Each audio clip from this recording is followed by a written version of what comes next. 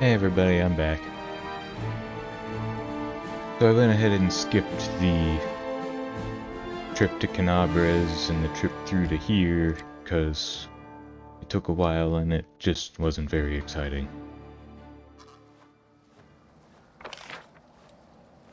Here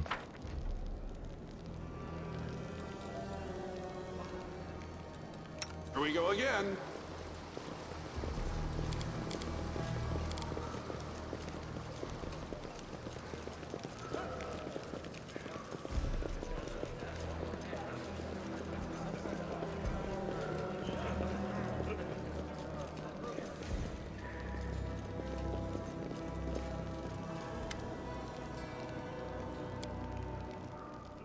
Chief, we're back. You won't believe where we've been, the things we've seen. You and the tribe need to come and see for yourselves. Ah, Lan and the Uplander. That was quick. But no, we won't be going anywhere. We won't be seeing anything. Chief saw we've come to take the mongrels to the surface. We were going to do it ourselves. You think we lost our nerve? No, we have our reasons. No one said you were cowards. I came to say the way up is clear and we need you. The entire Crusade world needs you. Look, this is the commander of the 5th Crusade and he is calling you to fight with him. Or did something happen I don't know about? Wendwag came, she took Dyra. Wendwag? She showed up again. I didn't think she'd be brazen enough. Clearly I underestimated her. What does she even want coming here? What happened here? We waited. Such things shouldn't be rushed. We waited and waited. Wendwag came. She started talking, she did. Smooth as silk, saying the Uplanders would kill us all, and that we needed demon power to overcome them. But no one listened. She didn't like that. And the next day, Dyra went out to gather healing moss. Wendwag took her alive. She left a message for us, warning us against trying to get out. Or else... Let me guess, she'll only let you out if you obey her. Wendwag, I thought she couldn't stoop any lower. How are the mongrels doing now? They're troubled. Everything's in turmoil. We thought we should go get Dyra, but go where? No one knows where Wendwag is. No one knows anything. So we wait and we think. You have one answer for everything. Wait and think. You've been doing this for decades. I don't know why I expected anything else. Where is Wendwag hiding? How should I know? She is like a shadow. She disappears without a trace, just slips away. I think I know where she is. Wendwag and I had a secret spot. When she used to get upset or angry, she'd say she was going to live there forever. A big cave, warm and dry, and there's no way to sneak in without being seen.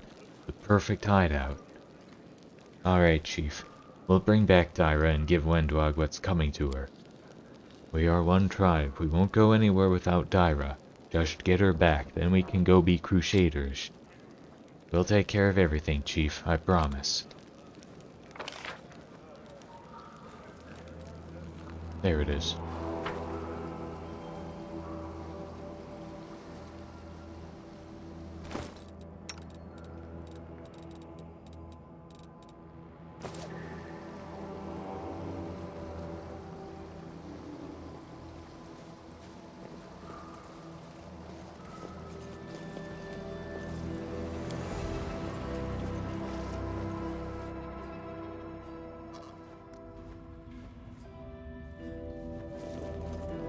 Beautiful. Look who's come back. Did Saul come crying that I was holding Dyra hostage? What a snitch. You knew her. She was one of us.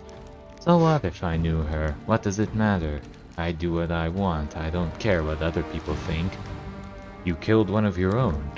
I make sacrifices to Savamelech in exchange for his blessings. But this fool... Oh, her I killed for pleasure. I clawed her heart out with my bare hands. You are absolutely insane. Admit it, Wendu, you're just broken. Keep underestimating me, Lan. You'll die with that same surprised look on your face. How does this help you? Now Saul will know you have nothing to hold over him. Will he find out? How exactly? You really think you're getting out of here? You're alone. We can easily overpower you. I'm not alone, Lan. My master has not left me. Even now I feel his cold breath on my neck. He is watching. There's no one here. He doesn't have to be here to know and see everything. You've been hiding in this cave the whole time, like a rat. Attack me and you'll find out how I've been spending my time. We've been killing demons and you've been practicing on cave slugs? It won't be much of a fair fight. I had a good teacher. He opened my eyes to many things. My master Sava Melek. Even looking at you disgusts me. I'm leaving. Sorry, Reynard, but I can't just leave. You owe me, Wendwag.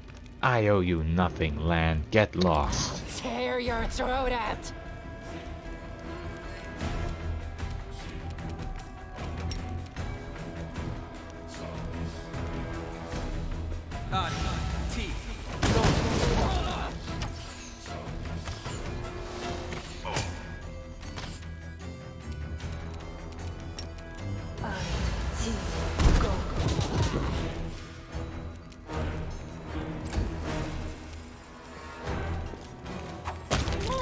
Oh, that wasn't much of a fight.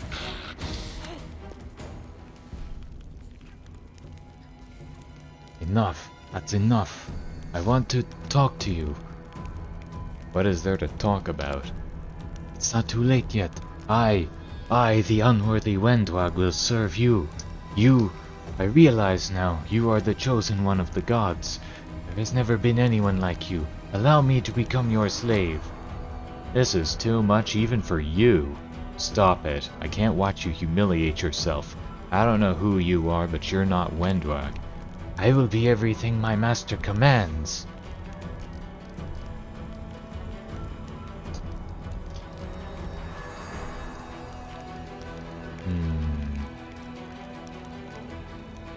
I'm not sure I want to let her back in.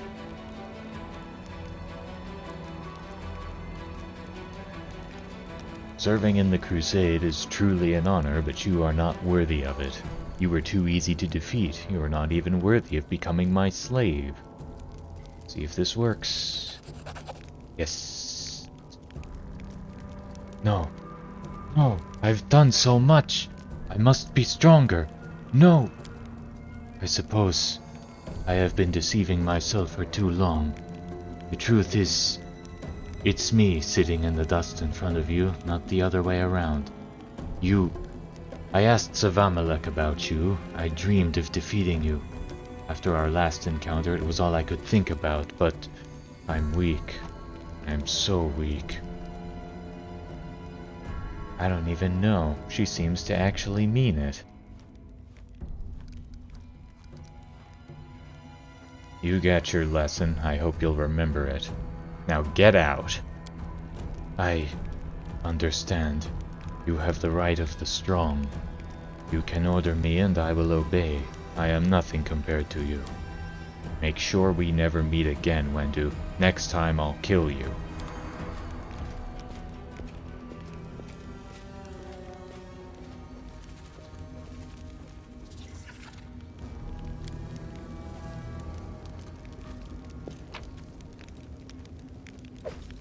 Heavy mace of fire.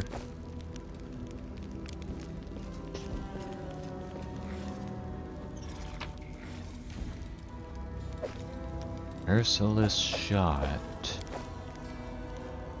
Wearer of this ring gets a +1 bonus to attack while using point-blank shot.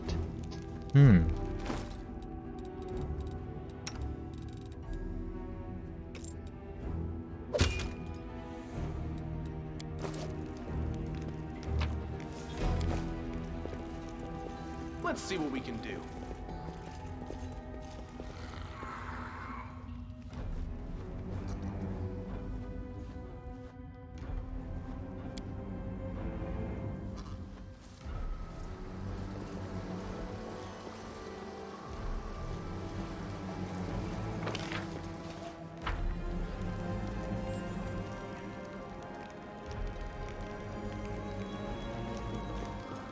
Yeah, from what I understand, she's still recruitable, just not right now.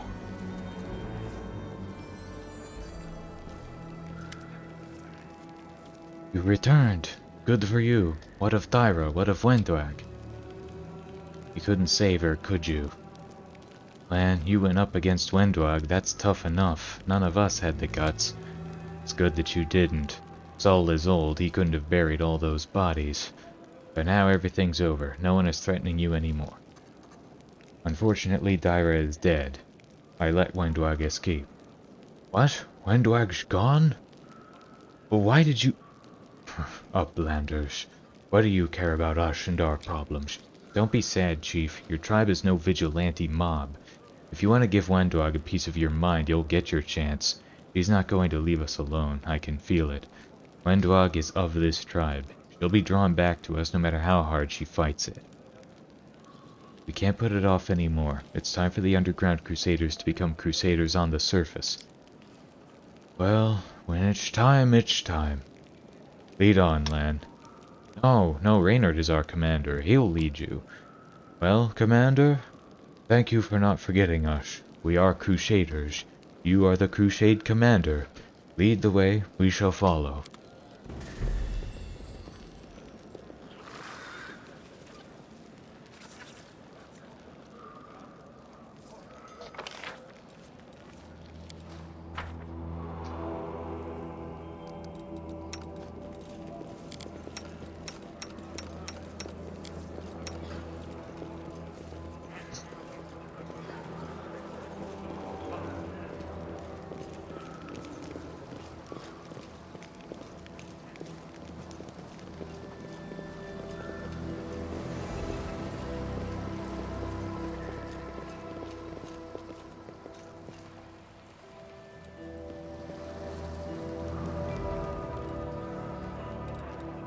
Huh.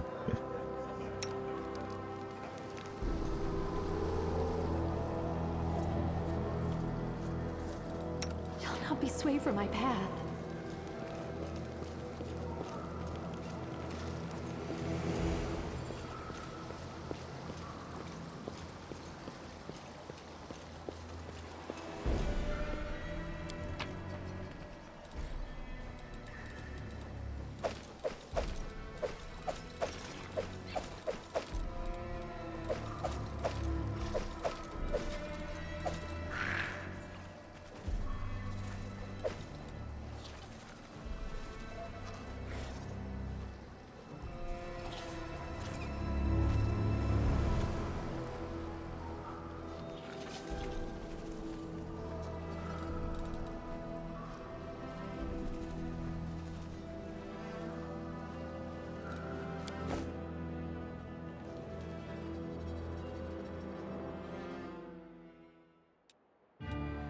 Alright. Yeah, there's really nothing else to do here in Canabras.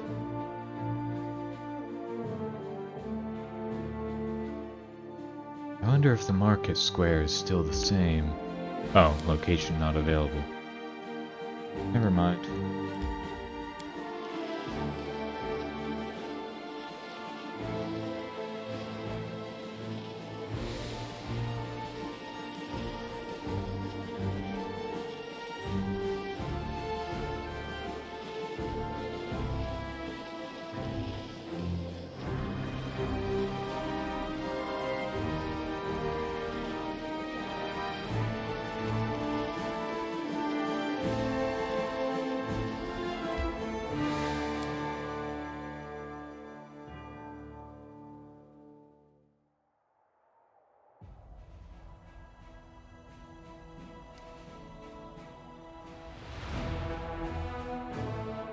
Now we can just teleport back to Dresden.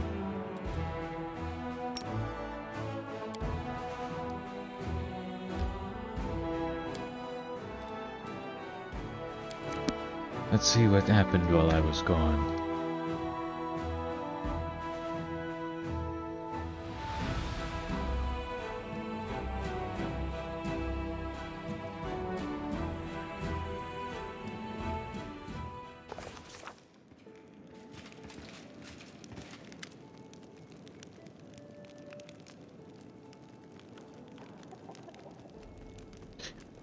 Knight Commander Reynard, we are representatives of the Hell Knights in the no man's land of the Worldwound.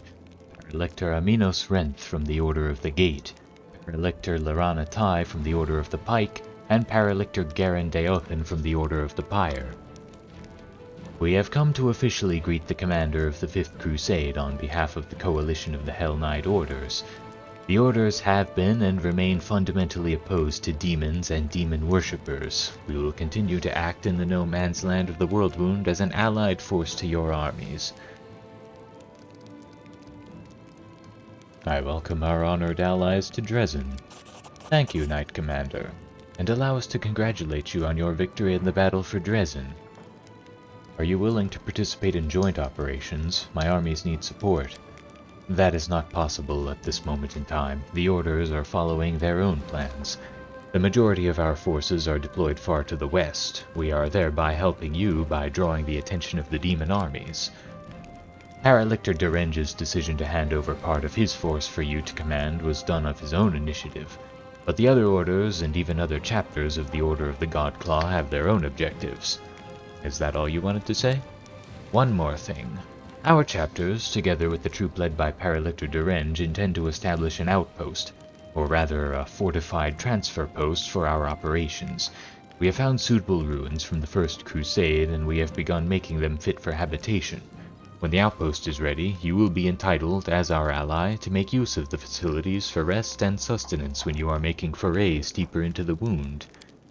On that, we shall take our leave, Knight Commander.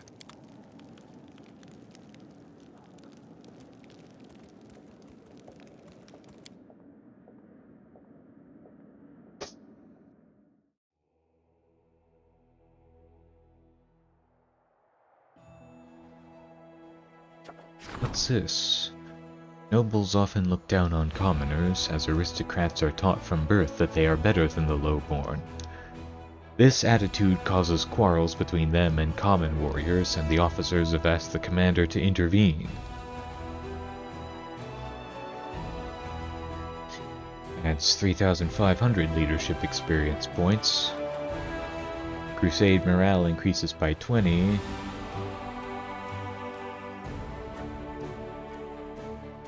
Adds 1,750 leadership experience points. Crusade morale increases by 20.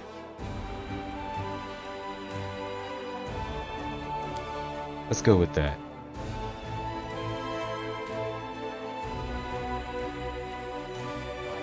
Sela acted as the head judge at the tournament, where everyone was given a chance to prove their worth.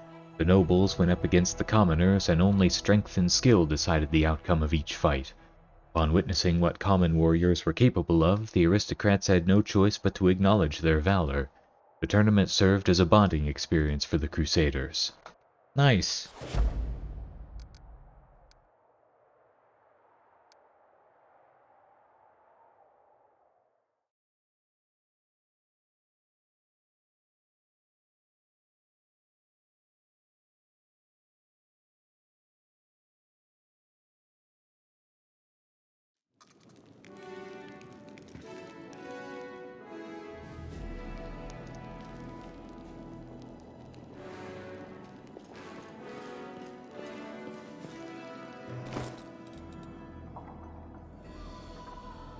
So what is this anyway? It doesn't seem to have any special properties.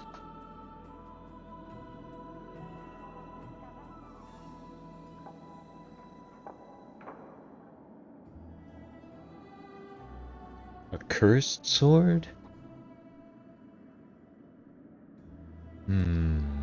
I wonder. Definitely gonna save before I try this.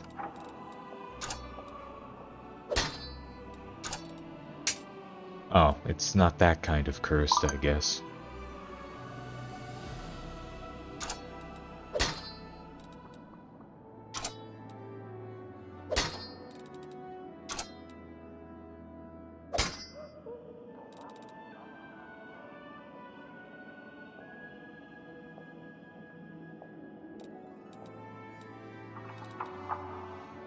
Oh, right. Give this to him.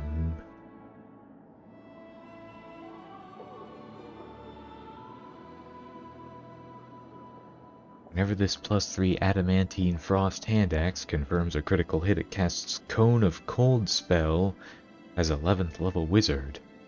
I feel like that would be really bad for your allies and anybody else who happened to be standing around.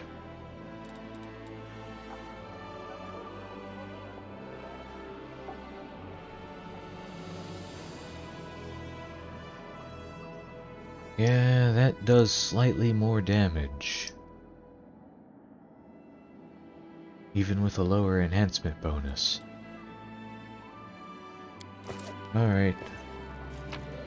I guess these will go in the chest for now.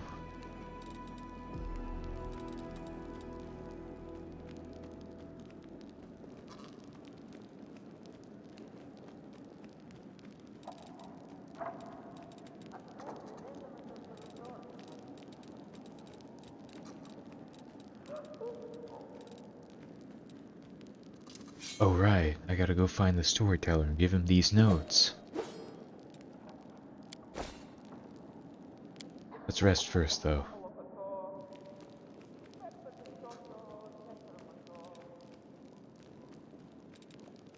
Just looking at you pains me, Ember. Why don't I do something about your appearance?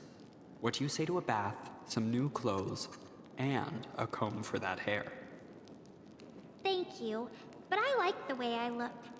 Why don't I do something to your appearance? How about I use soot to blacken your hair? It will be great.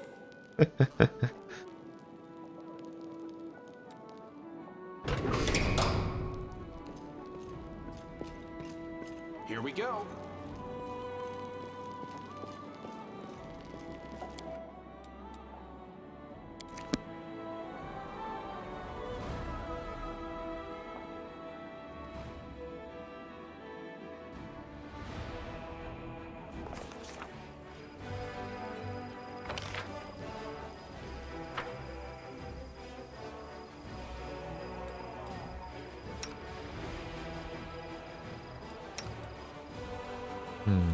Here all week.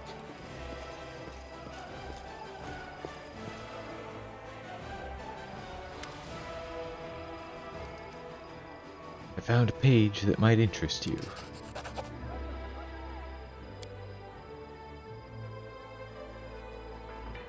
Oh, I got enough for another story, I guess. My hand touches the stone wall. The cold pierces my palm like the teeth of a hungry dog, sinking into a piece of meat. I don't take my hand away. Let the stone enjoy my warmth in return for its service. It accepts my caress and my unasked question, the one it's been asked thousands upon thousands of times. Where should I go next? Behind me I hear the loud stomping of the minotaurs that guard this god's forsaken place. I tricked and outwitted them, leaving only a trace of my presence. There is darkness lurking up ahead, honing its swords, claws, and teeth in the hope that a rare traveler visits its lair. But today it will get no one. This labyrinth is alive. Its red-veined stone walls resemble the guts of a huge creature. If you keep still and listen closely, you can hear it breathing in the wind that sweeps through this place. Where do I go from here? Forward, to the place whence the wind carried a faint chuckle, whence comes the faint smell of ash, whence a few ages ago Demon Lord Baphomet began his great escape. Baphomet, are you inside his labyrinth? Yes, I'm traveling through the Ivory Labyrinth. This is not the most pleasant of my journeys, but it is necessary to reach my goal. How are you able to evade all the dangers of the Ivory Labyrinth? Have you forgotten who you are speaking to? I am the last Archmage of Kyonin. I have been to many dangerous places, and this is just one of the many. It won't be the last. What do you need from the Ivory Labyrinth? An answer to a question, a key to a secret, knowledge that can save many lives. My kinfolk were weaklings and cowards. They ran away from danger, but one stood up to my enemy, and Baphomet will give me the weapon to win. Please continue. For several years I have thought about how to defeat Earthfall. My enemy has no flesh and is impossible to kill. It blazes through everything in its path. It doesn't enslave, but destroys life itself. And I have found the answer. I know how to save my world. Earthfall came to destroy Galarian. Its strike was brutal and my world barely withstood it. But what if Earthfall was resisted by not one world, but several worlds at once? What if Heaven or Elysium come to help the dying Galarian? If I manage to merge my world with another one, meld them together, the power of the disaster will weaken. The denizens of Galarian will be able to temporarily take shelter in the adjacent plane. Civilizations will not die. Our culture will continue to exist. We will not be forgotten. Baphomet, the cunning and insidious lord of Minotaurs, was once a captive in Asmodeus's prison, but only 10 years passed before Baphomet was able to escape, taking his own prison with him, which later became the Ivory Labyrinth. Such an achievement deserves respect, and it is the goal of my research. Moving matter between planes is what interests me now. I stop near strange symbols covering the wall of the labyrinth. I run my hand over them to ensure they are real. Encrypted riddles drawn by Baphomet during his imprisonment. I take out the bark-covered notebook and painstakingly copy the symbols into it. Behind me, 2 Minotaurs are fighting, deceived by the net of spells I have wrapped around myself like a blanket. Do you want to connect the planes? That's dangerous. Dangerous, difficult, almost impossible. But tell me, is this risk not worth the Thassalon Empire perishing before my eyes? Does Golgan, the Cyclops Kingdom, deserve death? What about the Aboleth Empire? Another plane will pay for saving Galarian. There will be wars, and then a new world will come. But we will survive. We will defeat Earthfall, and history will not condemn the victors. Bark-covered notebook? The one your mentor gave you? Yes, blinded by my pride, I tore it to pieces when I thought I would not follow my kinfolk. I am still not going to run, but the knowledge written in this notebook by my former mentor might serve my purpose. The elves managed to open a portal to Severian and keep it open until all our people escaped from Galarian. Their cowardice deserves disdain, but their knowledge is unquestionable. I returned to Kyonin and gathered the pieces of my torn notebook. Now it is my sword aimed at the heart of Earthfall. By combining the wisdom of elves and the cunning of Baphomet, I will save the world. What happened next? I copied the strange symbols into the notebook. I haven't the slightest idea what these scribbles mean. What was the future demon lord thinking when he wrote them, while he was imprisoned in a cell with no way out? Was he still in his right mind? I will need help to understand these notes. Otherwise, decrypting them might take more time than Pharasma has given me. One of the Minotaurs behind me killed the other one, tore his heart out, and devoured it. His blood-stained nose sniffs the air sharply. His bloodshot eyes shift from wall to wall. He senses a stranger, but he doesn't scare me. I am certain of my powers and the spells hiding me. I've done my work and can now leave this place. And still I linger. What is this strange presence I feel behind me? Like someone is watching me despite all the protective spells. Who are you? I ask carefully, not hoping for an answer. Darkness. A coy female voice whispers in my ear. Against my will, I shudder. The vision ended at the most interesting moment, didn't it? Please, find the rest of the pages from this bark-covered book. I must know what happened next. Found another page.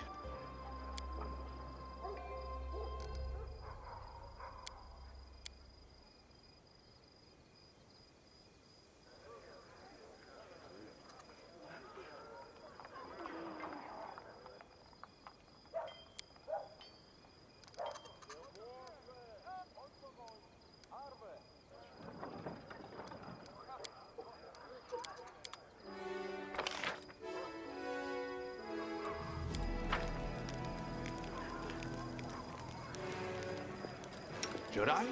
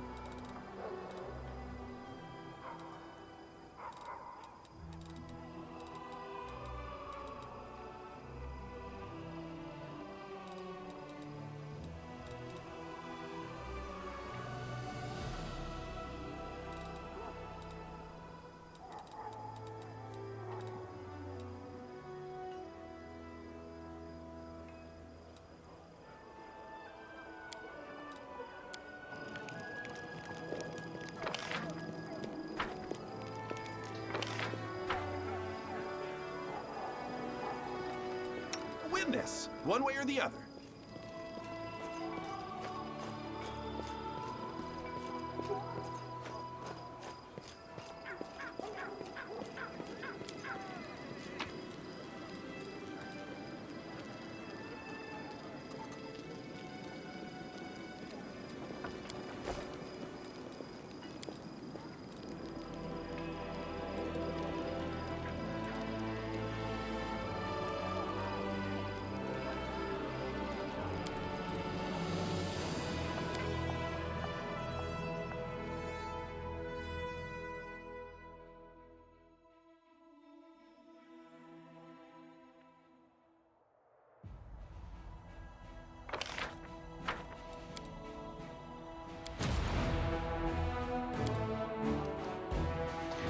Now, where to next?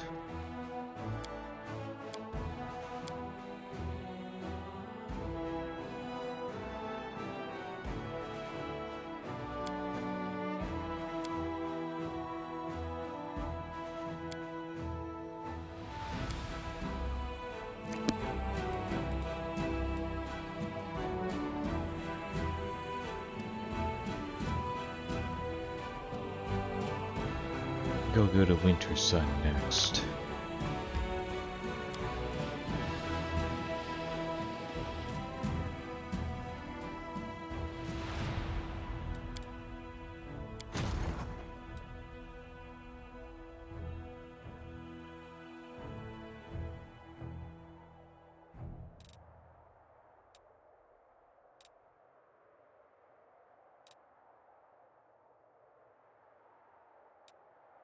Where's this demon army coming from?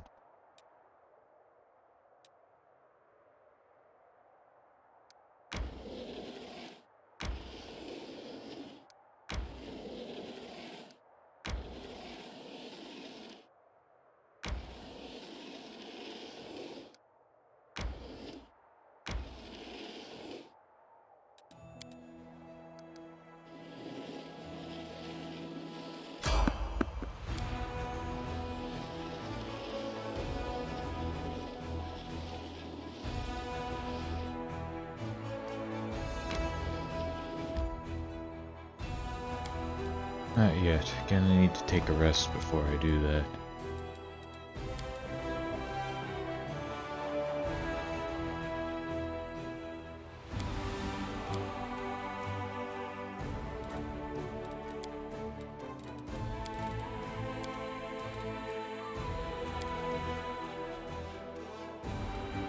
What's with the gloomy face? Did somebody say something to you?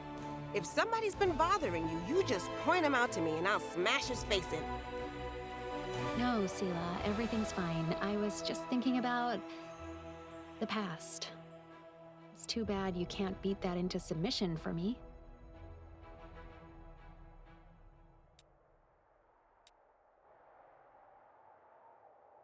Ah, that's where they're coming from.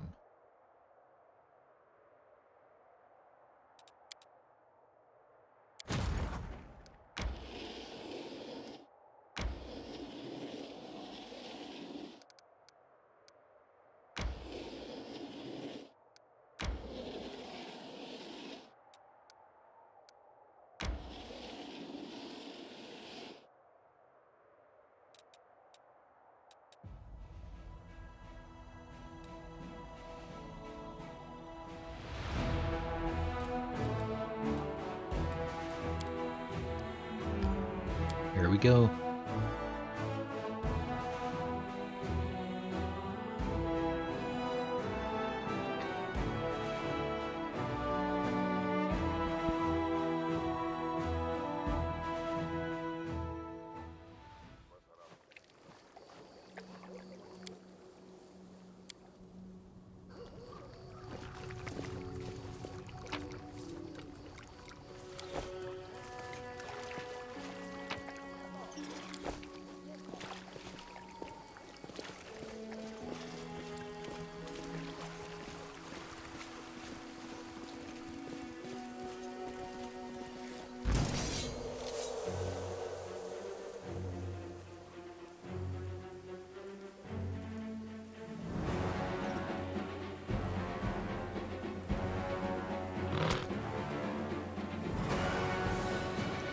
Great.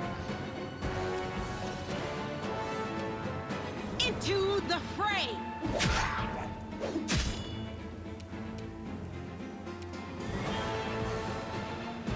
I got this.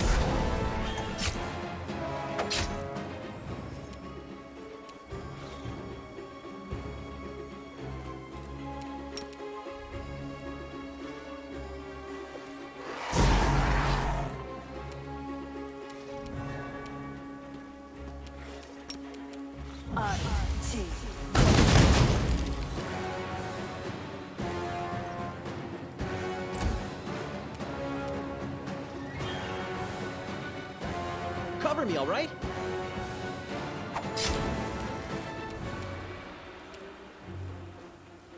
I will resist!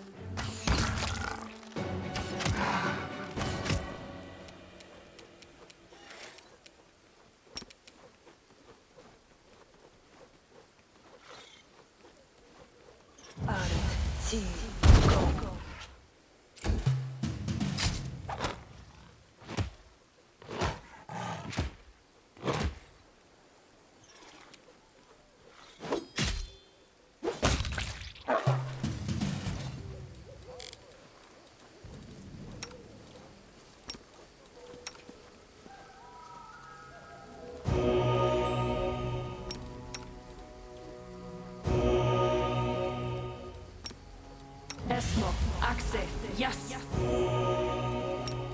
Esmo, axe, yes.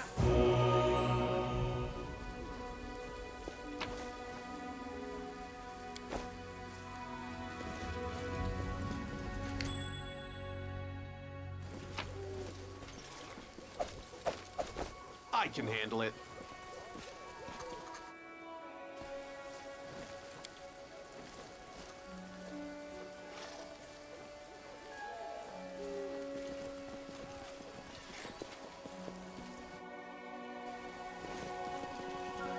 So the missing Crusaders were here somewhere.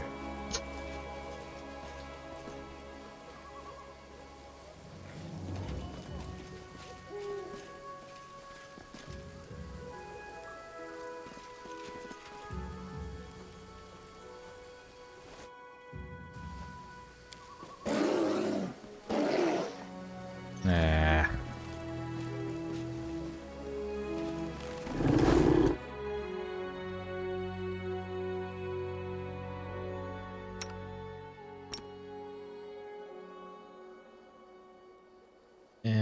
That thing's only level 13. I could probably take him. Please, allow me.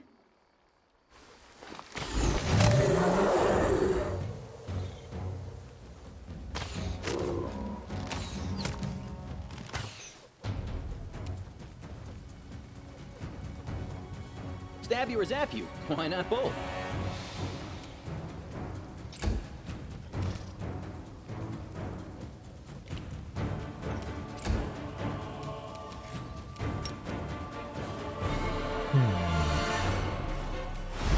Ah.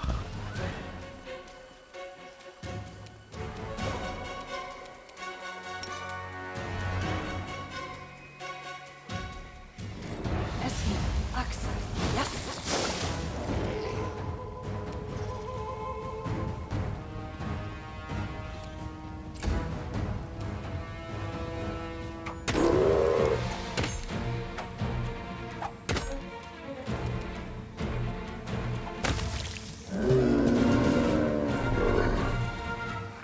Oh, that was easy. Hold on, what?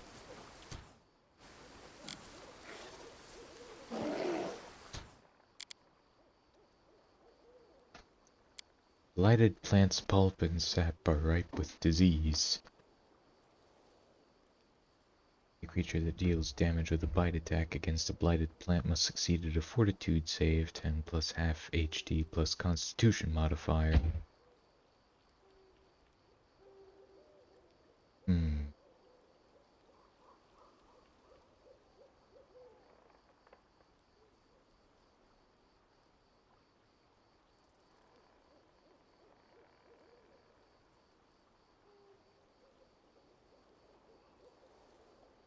I'm prepared.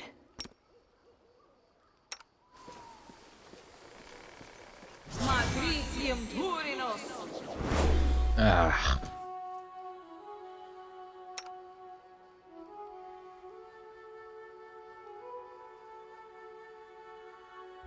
Can she remove diseases with lay on hands?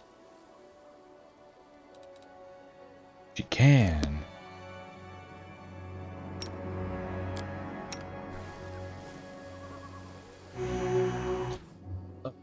Really? Ugh, did I mess up again?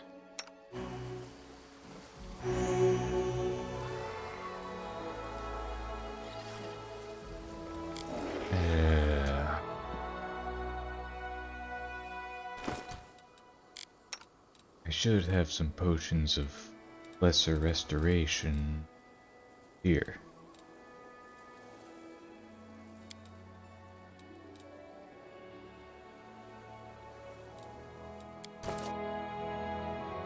Two strength damage restored.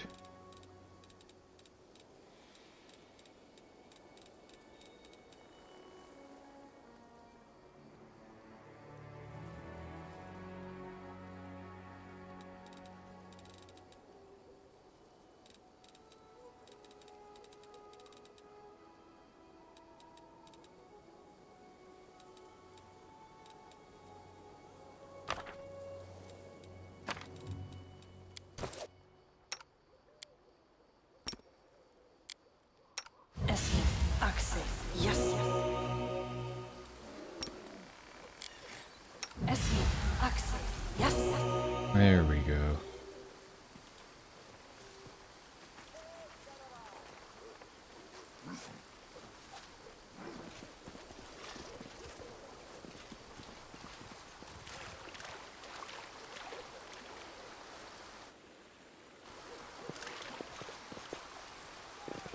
Hmm?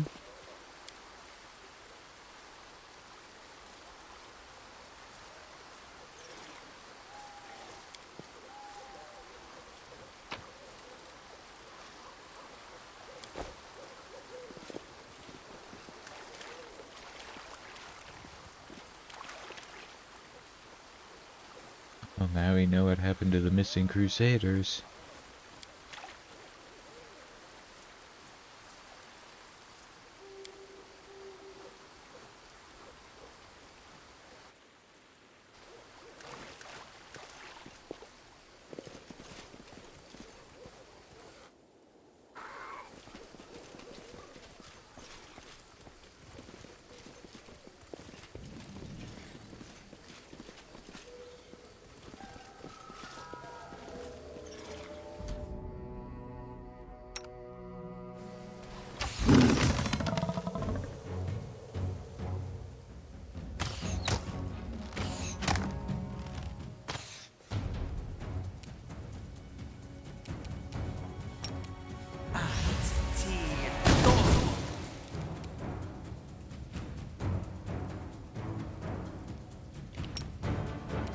Ah!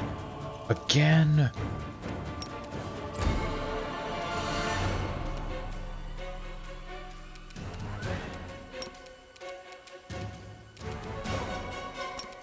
Esmo. Axe. Why does charge never work? Or at least only works sometimes.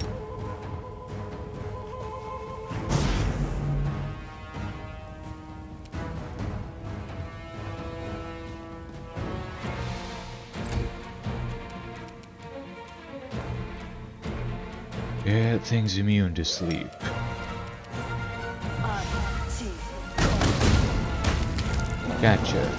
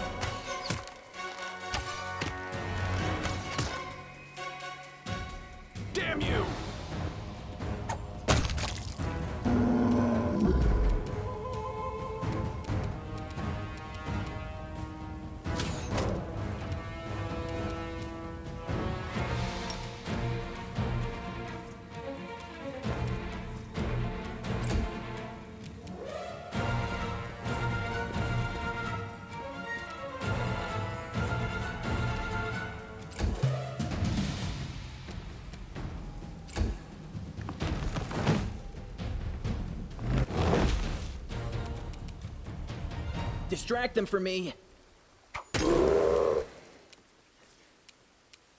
Prepare yourself.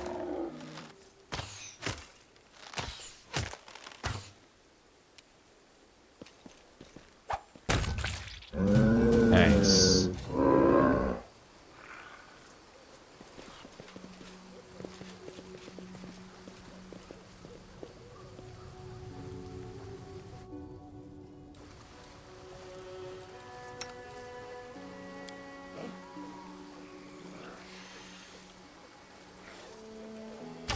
Disappear.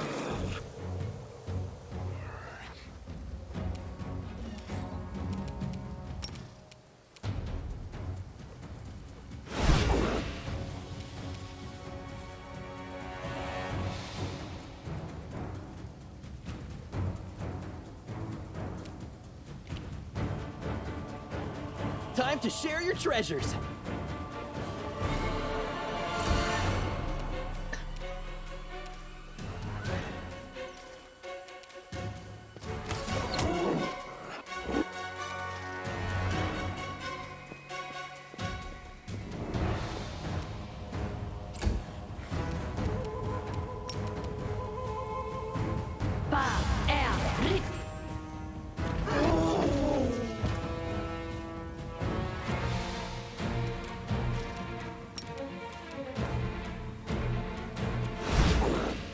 Nice.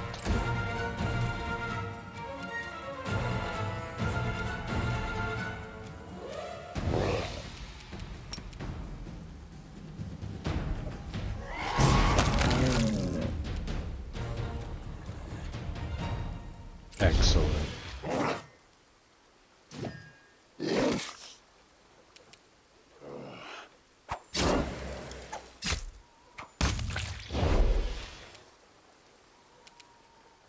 Desna, guide my hand.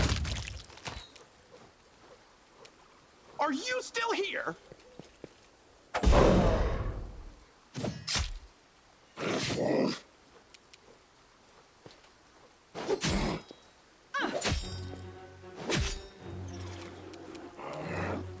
You're irrelevant.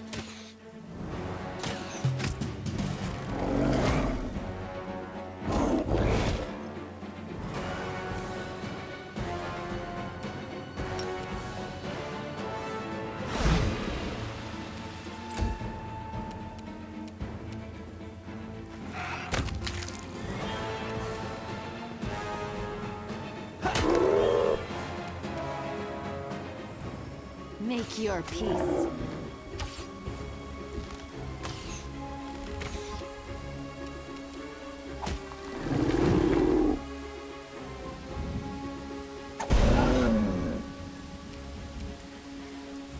The Inheritor, guide my blade.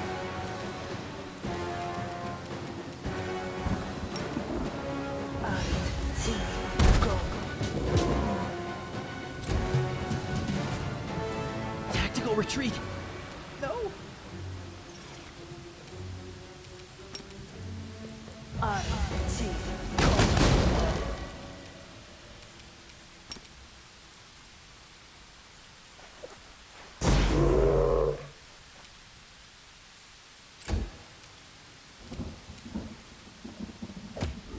Nope.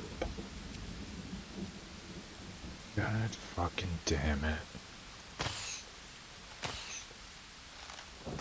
Seriously?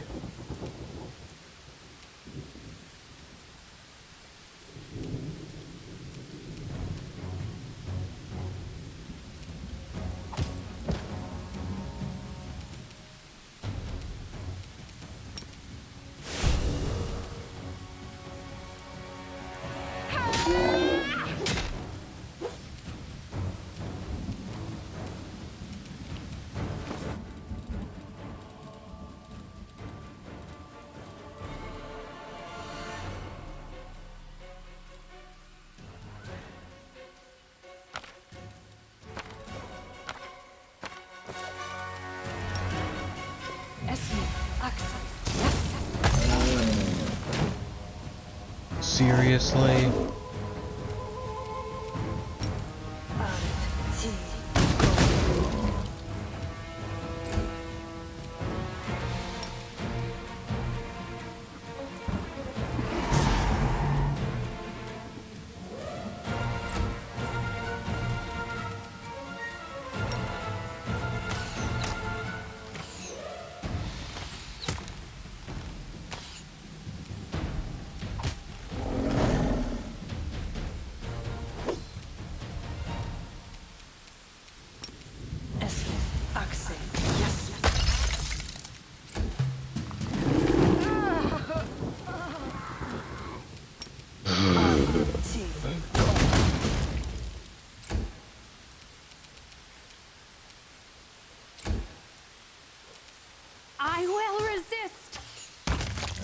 Fuck you. Yeah, no shit.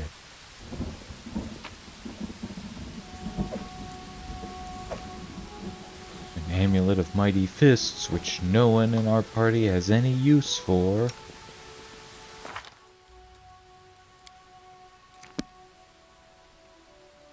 But we all gained a level. Riposte. Starting at 5th level, a duelist can make an attack of opportunity against any creature whose attack she successfully parries, so long as the creature she is attacking is within reach.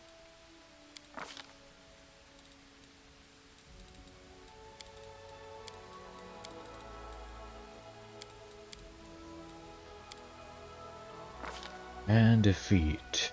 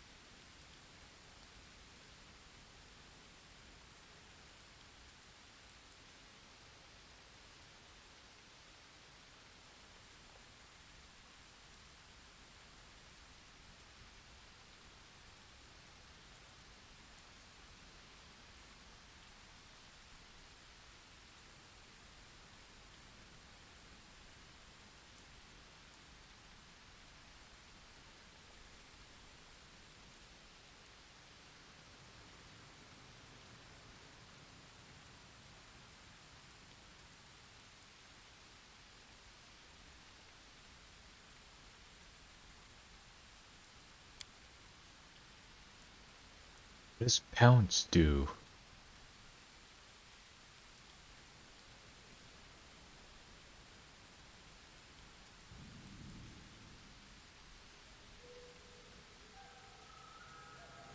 Let's go with improved initiative. That's always a good one to have.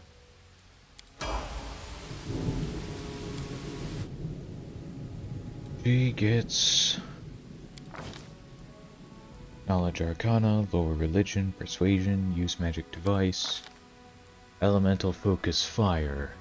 Choose one energy type, add +1 to the difficulty class for all saving throws against spells that deal damage of the energy type you select. Molten Orb, Lightning Bolt, Volcanic Storm. Chunks of hot volcanic rock and clumps of ash pound down when this spell is cast, dealing 3d6 points of bludgeoning damage and 2d6 points of fire damage to every creature in the area. This damage only occurs once when the spell is cast. For the remaining duration of the spell, heavy ash rains down in the area. Creatures inside this area take a -4 penalty on perception skill checks, and the entire area is treated as difficult terrain. At the end of the duration, the rock and ash disappear, leaving no after effects other than the damage dealt. And hold monster.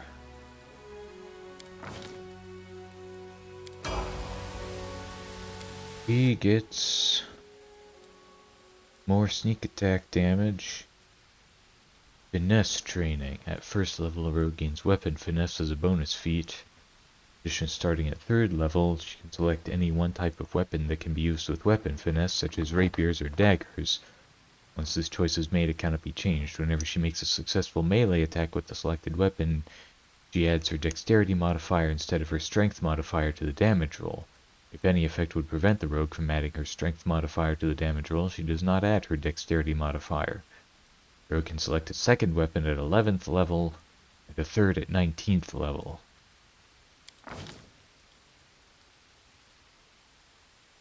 Mobility, trickery, stealth, perception, use magic device. Improved critical, dagger. Finesse training, short sword.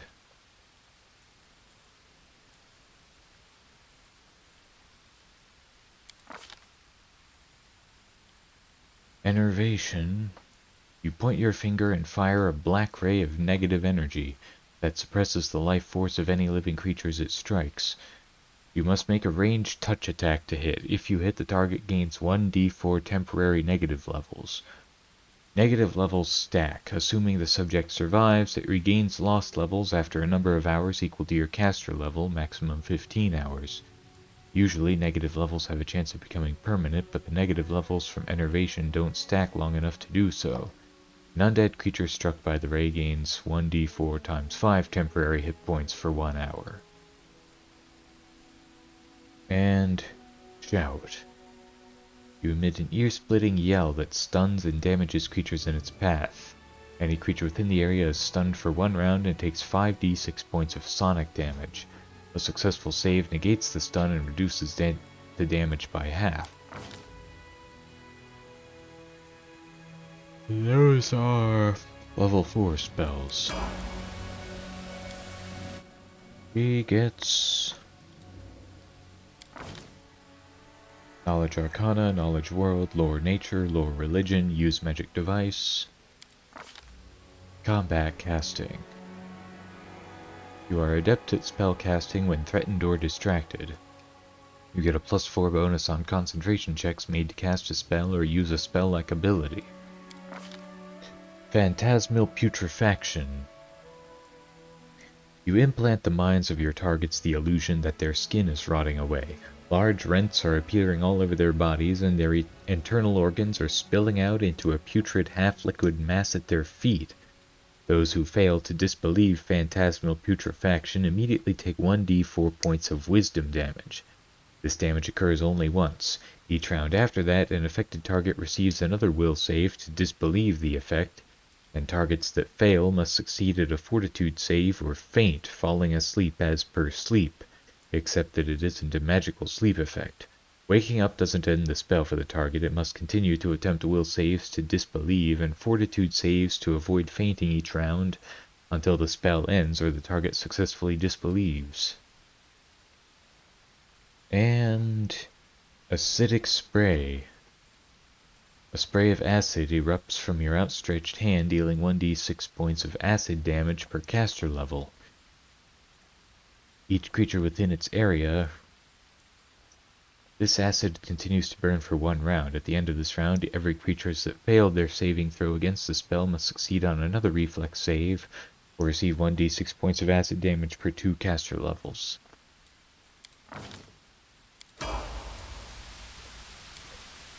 And she gets Quarry.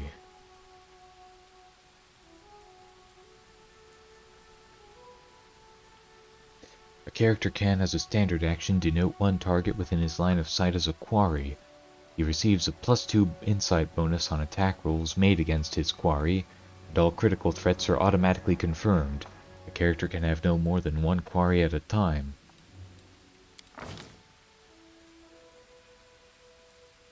And mobility, trickery, stealth, knowledge, arcana, perception, persuasion.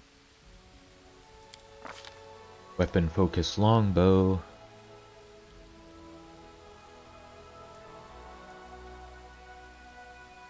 Gain +1 bonus on all attack rolls using the selected weapon. She gets Mark of Justice. At 11th level, a paladin can expend 2 uses of her Smite Evil ability to grant the ability to smite evil to all allies for 1 minute using her bonuses. As a swift action, the paladin chooses one target within sight to smite. If this target is evil, the paladin's allies add her charisma bonus, if any, to their attack rolls, and add her paladin level to all damage rolls made against the target of her smite. Smite evil attacks automatically bypass any DR the creature might possess. In addition, while Smite Evil is in effect, the Paladin's allies gain a deflection bonus equal to her Charisma bonus, their AC against attacks made by the target of the smite. If the paladin targets a creature that is not evil, the smite is wasted with no effect. Well, that would have been real useful 5 minutes ago. Mobility, knowledge world, persuasion, missile shield.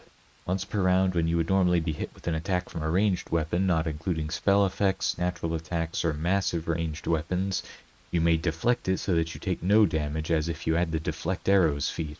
You must be aware of the attack and not flat-footed.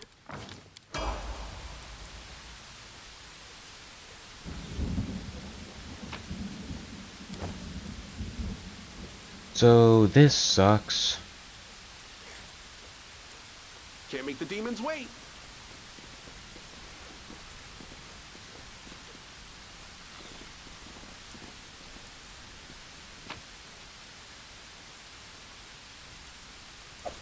Padded armor of refined maneuver. This +3 padded armor grants the wearer a +5 competence bonus on mobility checks, a +3 bonus to CMB, and a +3 bonus to CMD.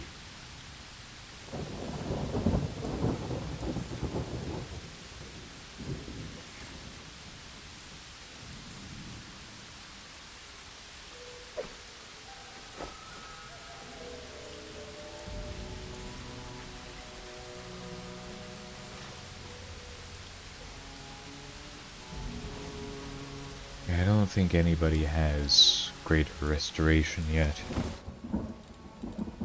Did I get any greater restoration spells? Lesser restoration?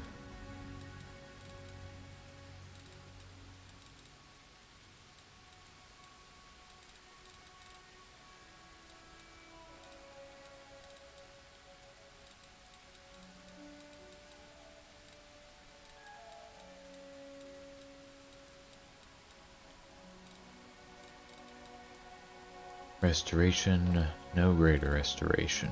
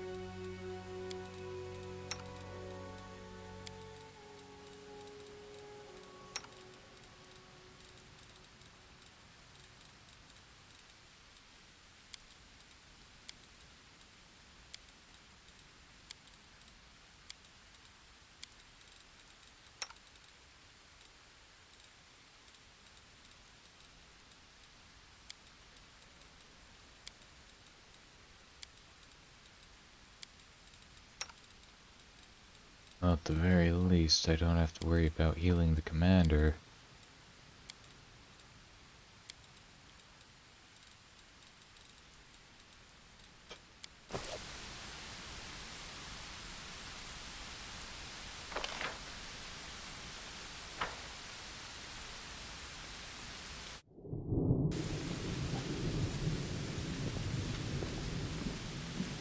There's another Beautiful. stranger.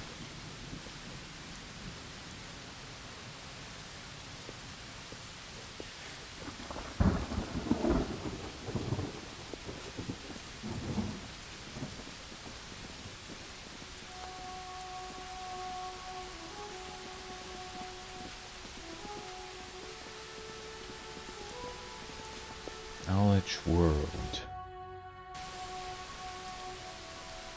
It went splendidly.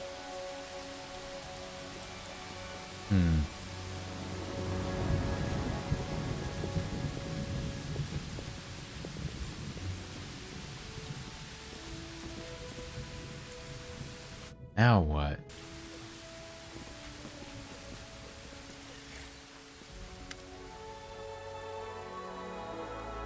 Mix together calamus and sedge. Wait 5 years, 5 moons, and 5 days until the serpent descends the staircase. Have patience, and you will at last behold as the fish soars into the clouds. The half-elf is still relatively young, but the hardships she has borne have turned her into a crone. Her long hair is gray and tangled, her face is sunken, and her teeth are rotting in her mouth.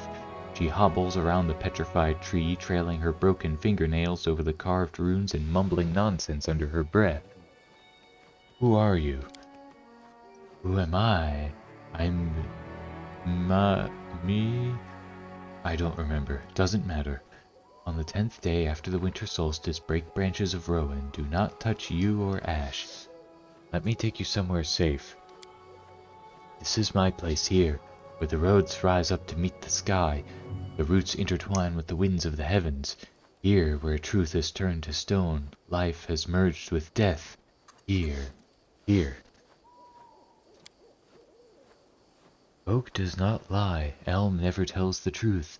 Heed not the blackthorn's words, understanding that you will come with time. Huh.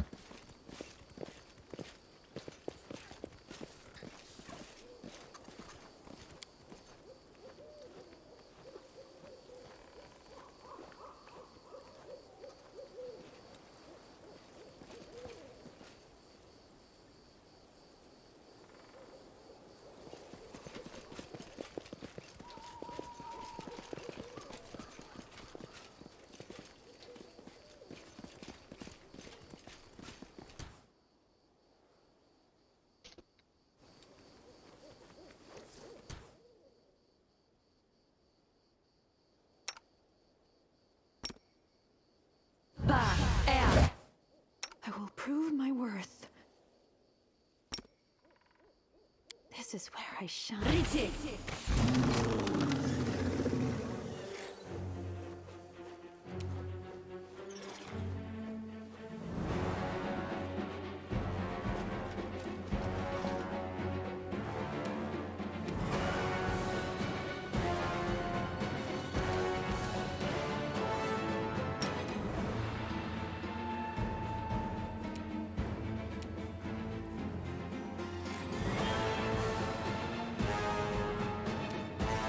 Prepare yourself!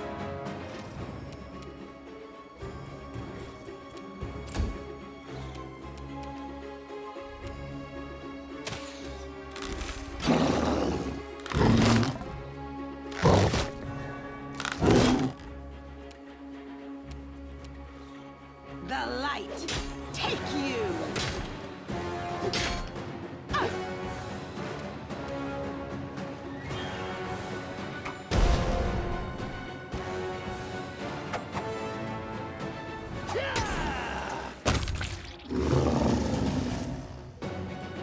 No reason to pause. You called? Can we Killing retreat is already? what I was made for.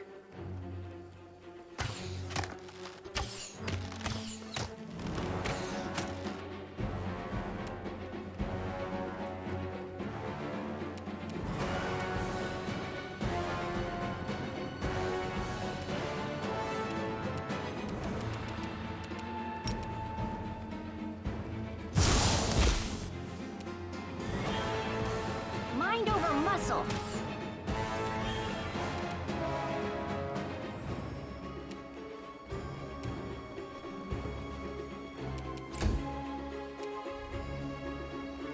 No glory without risk!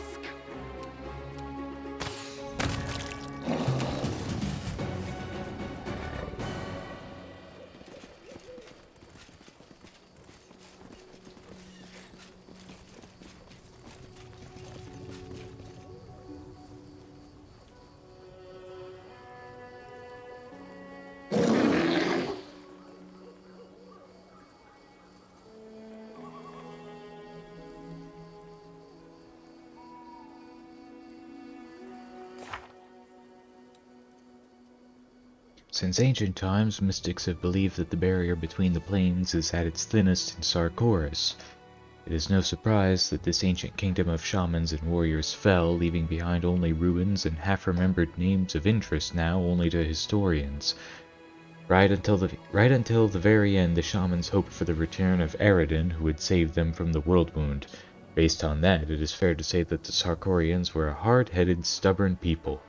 Perhaps traces of their magic have clung on just as stubbornly to this land, for the spirits that inhabited Sarkoris have not disappeared, unlike those who possess the ability to speak to the spirits and direct them.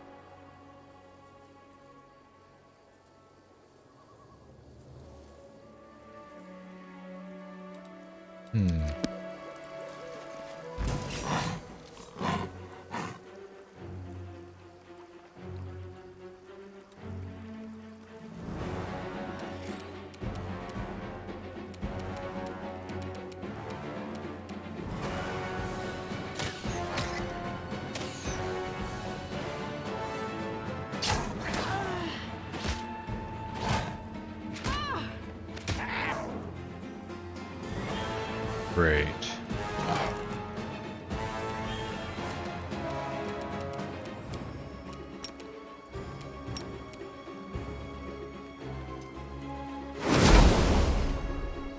If there's ever a time to use this, it's when you're facing down a bunch of bullshit Smilodons. Good guys always win.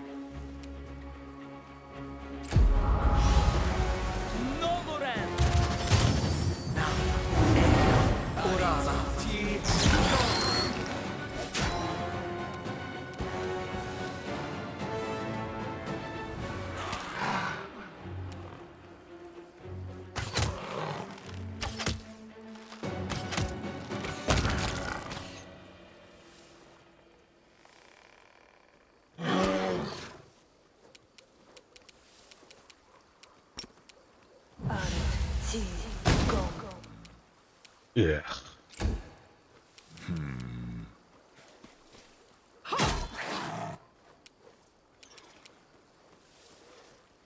Cover me, all right?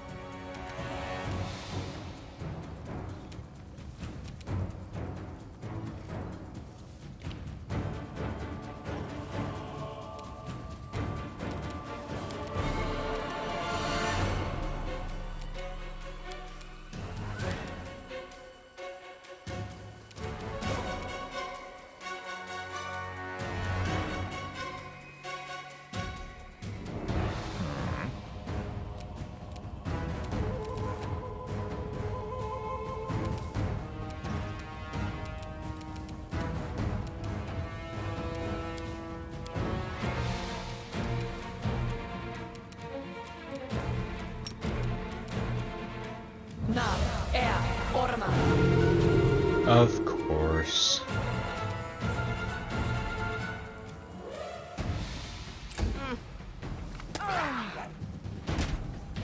This will leave a bruise. I got this. Huh?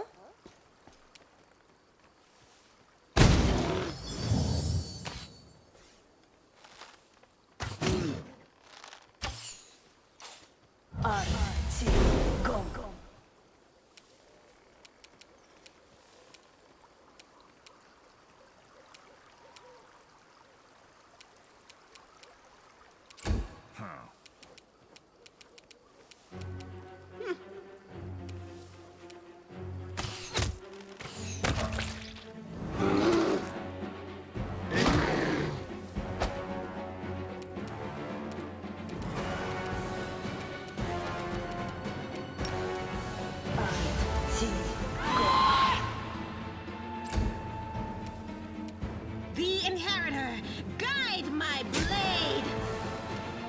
Stab you or zap you? Why not both?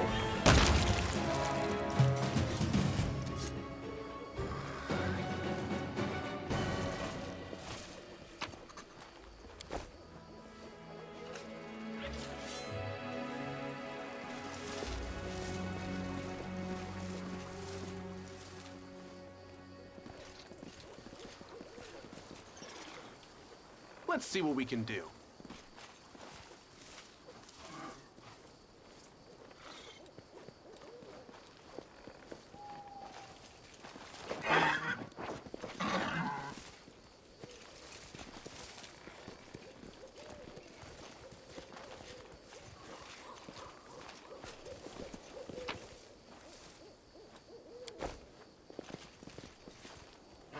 Nope.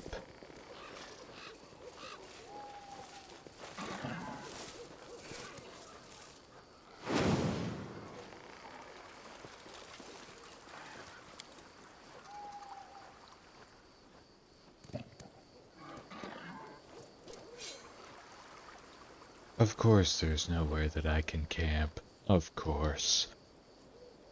Here.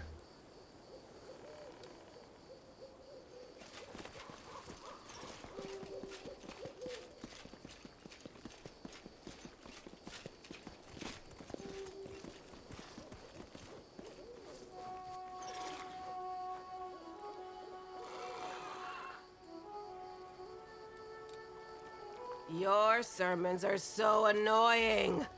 You're gonna preach to the wrong person one day and get a beating for your troubles. Let them beat me if that's what they want, but wouldn't you protect me?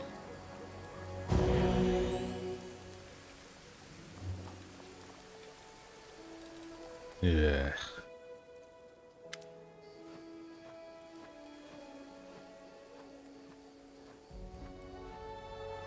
Forgive me for how I behaved back in Aurelia's laboratory. I feel so ashamed. I'm trying to become better, I really am, every day. But every day I realize that nothing's changed. I'm still a monster.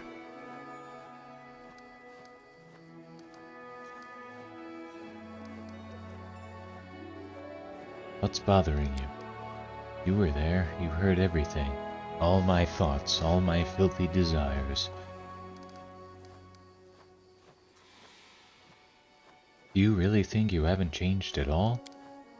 Maybe I have a little. I don't feel it at all. It's just the opposite. The more time I spend among mortals, the more I feel how different from them I am. It's not your fault. That demon invaded the minds of everyone who was there. But what he showed us was the truth. What you heard, those were my real thoughts. Forgive me. Please forgive me.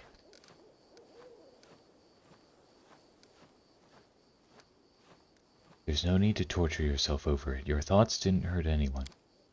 No, they didn't, but if I wasn't a monster, I wouldn't even have had thoughts like that. And if I can't get rid of them, it means I'm incapable of changing my nature. I am doomed to remain a you-know-what.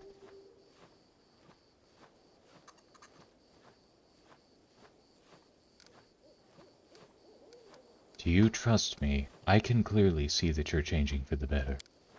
Of course I trust you. The problem is that deep down I don't feel it at all. You're beating yourself up for what you think, but what about all the good things you do? Does it really matter what I do? It doesn't stop me knowing that inside I remain the same monster that I've always been.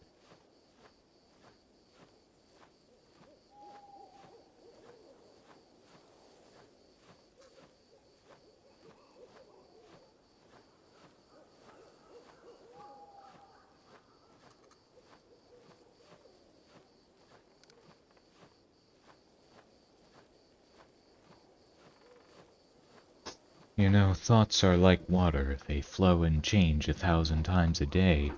Good or bad, without action, they mean nothing. Thoughts, memories, desires, questions, regrets, they move like water in a river, an ocean. No, it feels more like a whirlpool. They drag me into their depths, and I forget about the real world that lies above the surface. Thank you for reminding me about the world around me.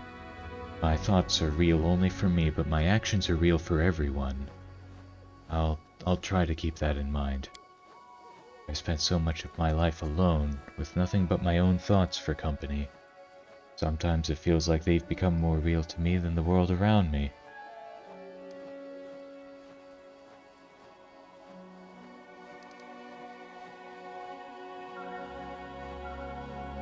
That's why it's so important for you to live among mortals, so your world won't be confined to what's inside your head. I still feel fear, for myself and for you mortals. With me around, you're like mice sitting on a powder keg. Or maybe it should be a keg full of cats. Probably both. What I'm trying to say is that you and all the other crusaders are risking your lives just to give me a chance to redeem myself. That's a great sacrifice. I don't deserve it, but I feel very grateful. Inside my head, alone with all these desires, doubts, and thoughts, everything seems so frightening, baffling. But talking with you makes me feel so much better. This doesn't happen with anyone else, just with you. When you're near, I have no doubt that I will break free of the abyss, and I know that if I happen to lose my way, you'll show me the right path.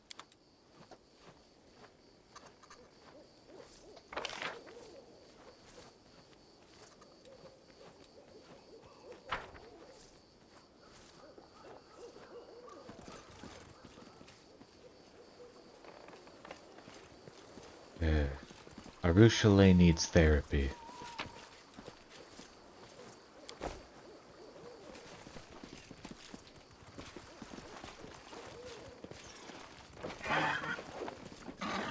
Here we go. Okay. To go deal with this fucking piece of shit.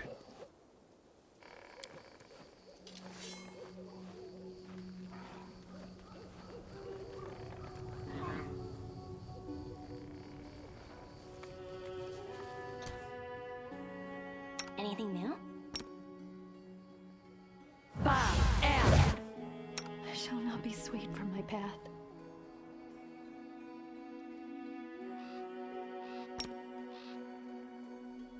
Sano Danium. Inimos. Inimos. Inimos. Inimos. Tradisi.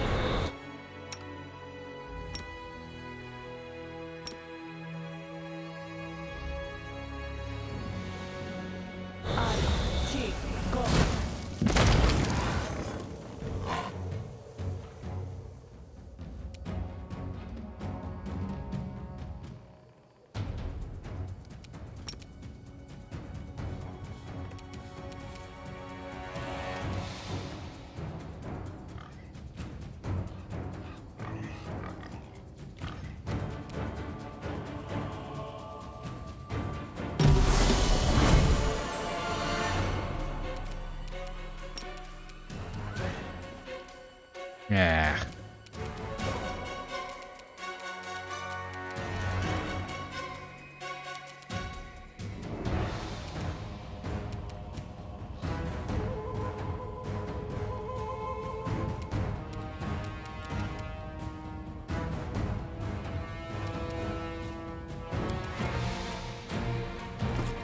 Does Ember still have that staff?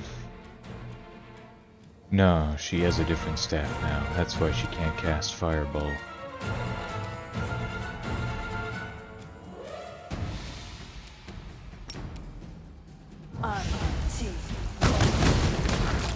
Fuck you.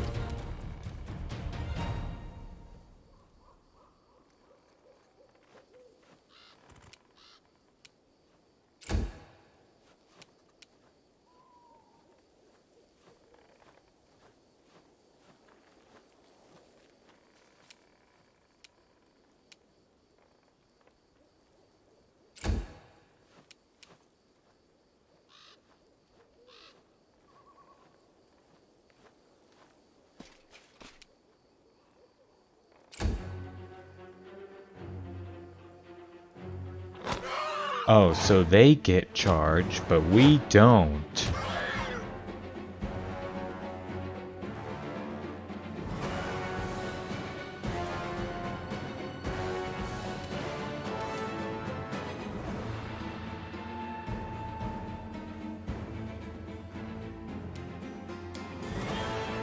Oops, forgot to use this.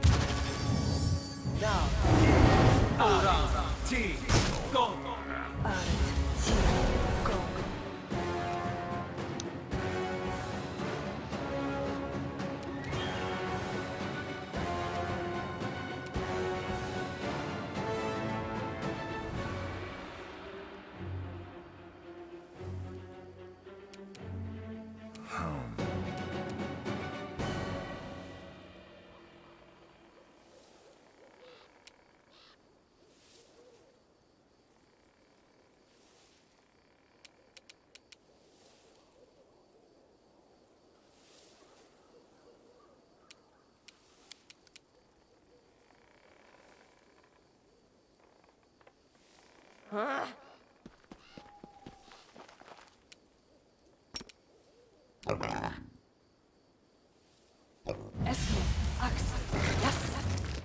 Fuck you.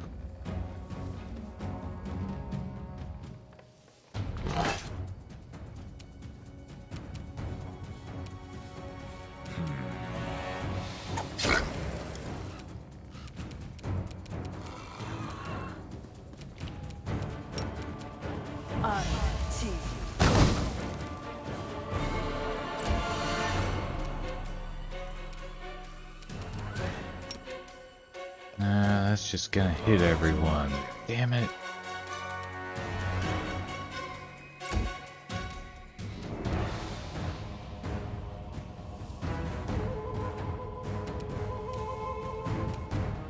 Desna, guide my hand.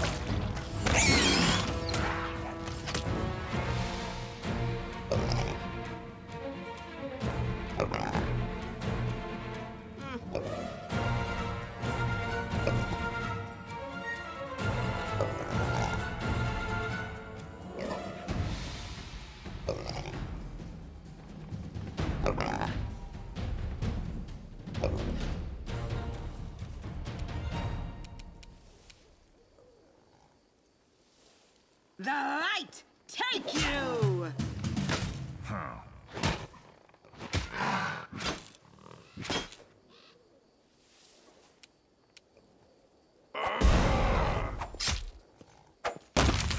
Fuck you.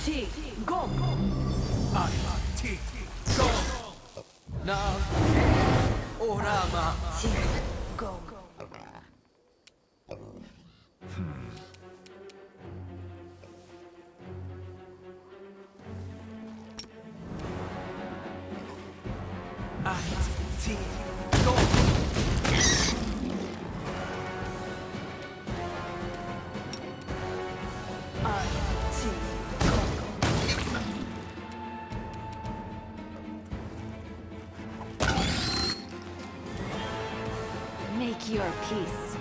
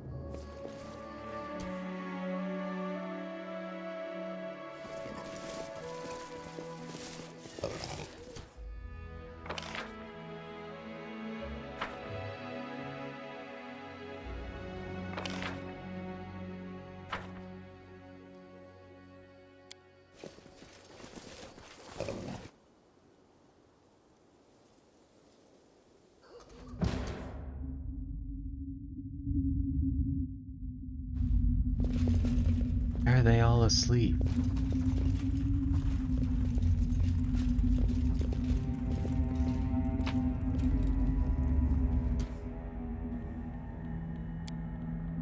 The letter has been carefully kept in an oiled leather bag, but the years have not been kind to it. The paper is so fragile that it is almost crumbling in your hands. To Suwana the Seer, Mother, this is my last letter. I hope the Raven delivered it safely. The decision has been made. We are leaving for the south, for Gundrun, farther away from the Worldwound. I beg you come with us. You turned down my last requests, and I don't know this person you have become. Where did this pride come from? Before you were wise and fair. Can it be that the spirits of the abyss have reached the good spirits of the forest and twisted your mind as well? I don't care what happens to this place. I only want you to live, Mother. I was told you crafted yourself a special amulet to subdue spirits. Does that mean you want to bind a spirit from the abyss by imprisoning it in the body of an animal? You know your powers are not what they were. You won't manage it alone. Even if you do, nothing good will come of this abominable ritual. Please come with us. Your children and grandchildren need you. The wild animals in this deranged forest do not. We will wait for you at the pass until the 10th day of the month. Your loving daughter, Roand.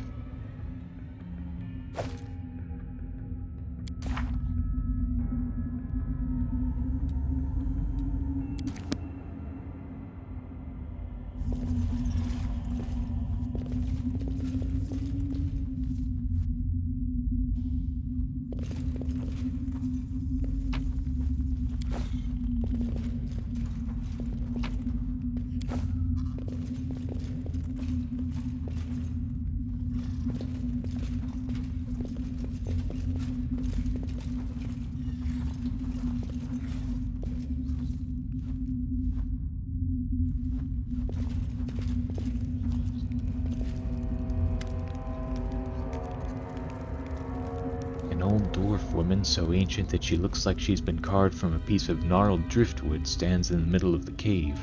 The only decoration visible among her filthy rags is a clay medallion in the shape of a complicated knot. Without a word, she touches the Smilodon in front of her. The tremors slowly leave the animal's body and its eyes clear. The Smilodon inclines its head as if in thanks and leaves the cave. The old woman raises her head, noticing you, but her gaze never settles on anything for long.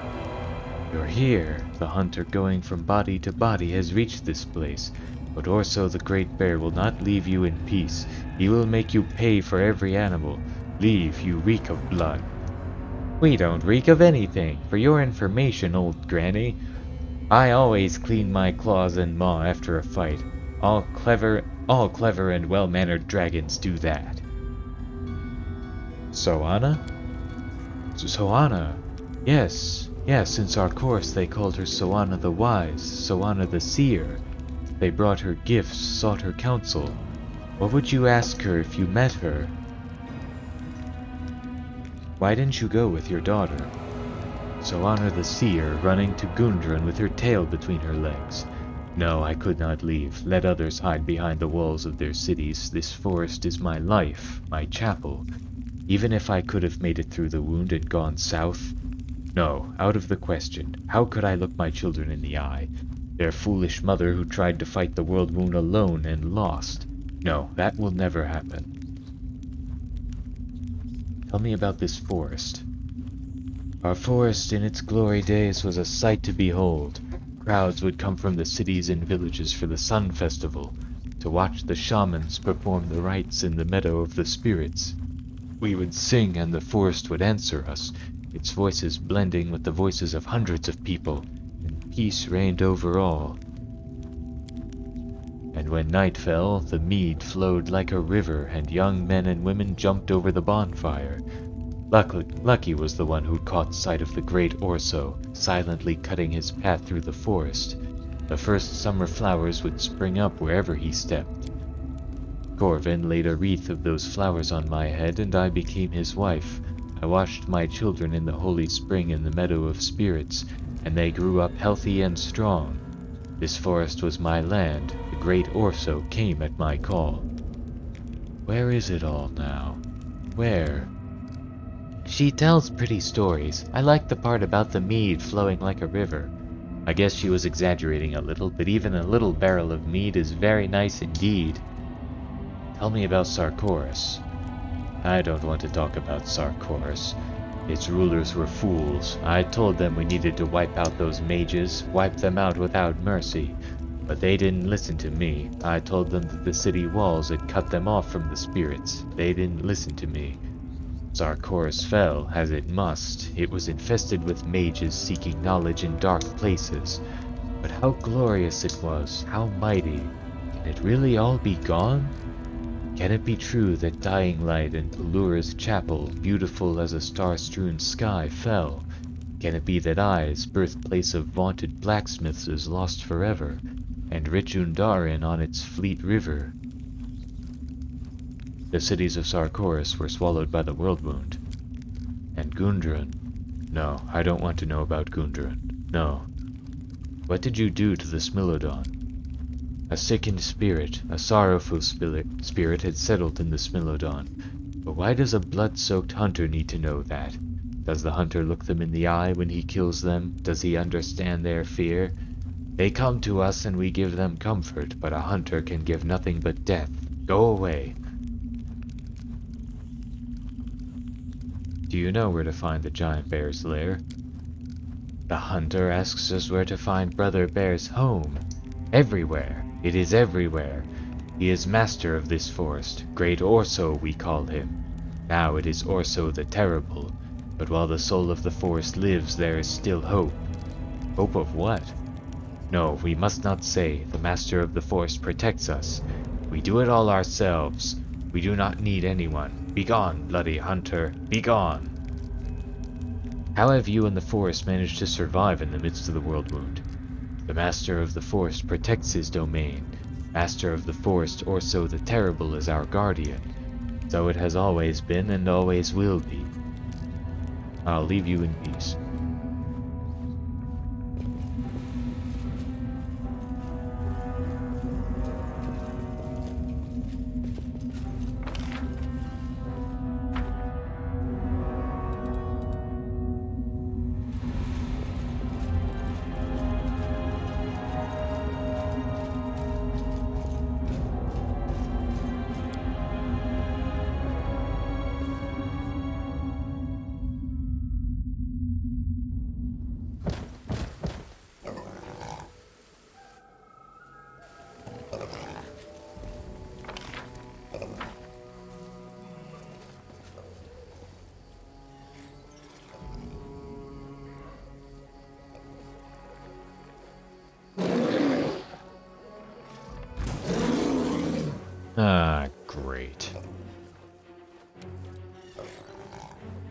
Well, at least we got the surprise round.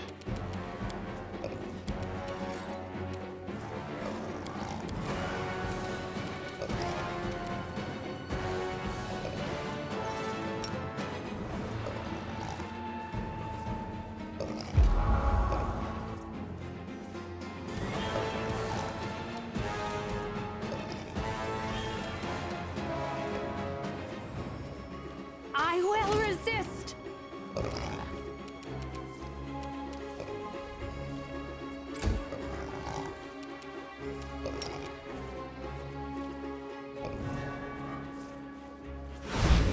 Nah, of course not.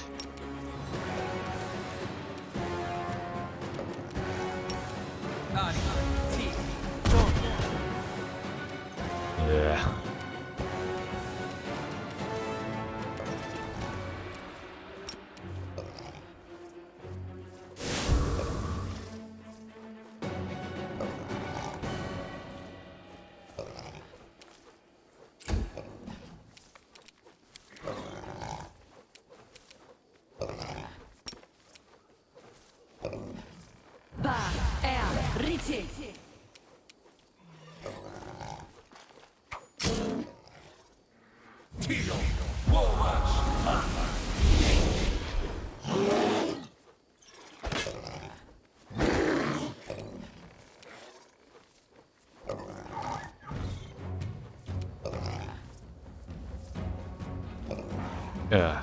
Now what? Nauseated, sickened, demon plague.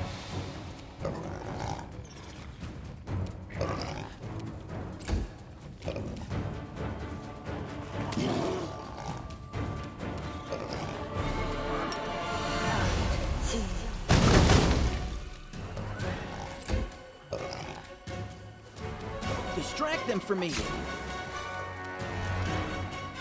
Into the fray!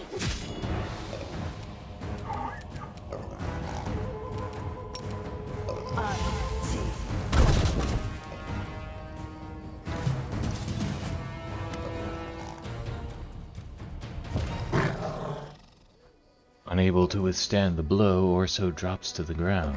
He is still alive, but his strength is dwindling. Noticing your continued proximity, he bares his teeth and snarls, as if he's trying to say something. What torment you have suffered, to make you attack everyone like this. It's like weevils have burrowed into your soul.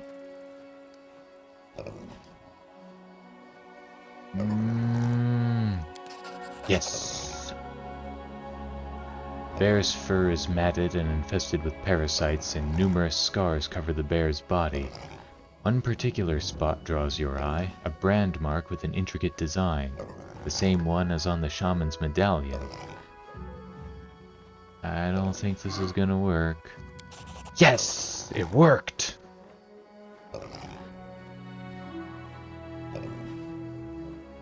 Bear's small eyes convey malice, but also weariness, like you're seeing a defeated opponent before you and not a wild animal.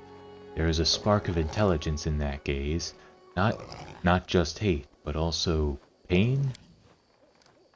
The bear looks at his scarred and parasite-ridden body. One particular spot draws the eye, a brand marked with an intricate design, the same one as on the shaman's medallion. What did Sohana do to you?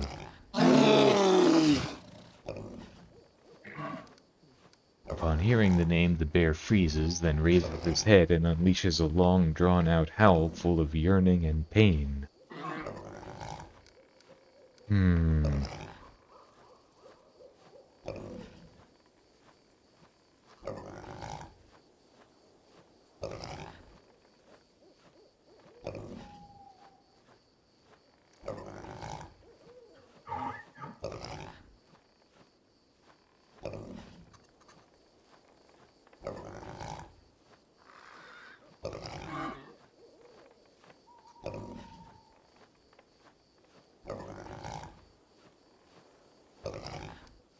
I don't know if I should let it live or just put it out of its misery.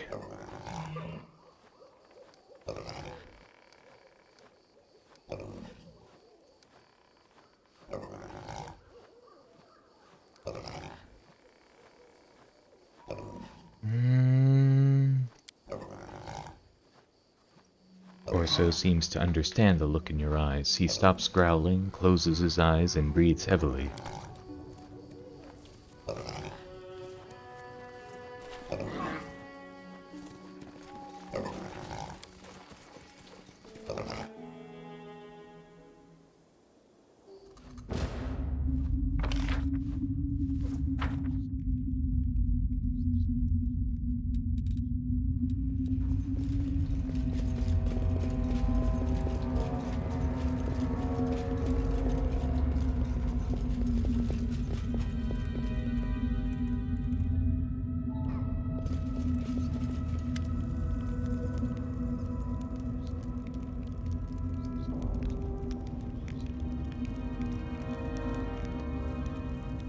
You're back.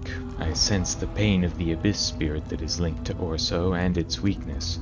If it dies, the foul poison of the corpse will seep into the tree roots. Creatures from the other side will come, and nothing will be left but a toxic wasteland. But you don't care about my forest, so why is Orso still alive?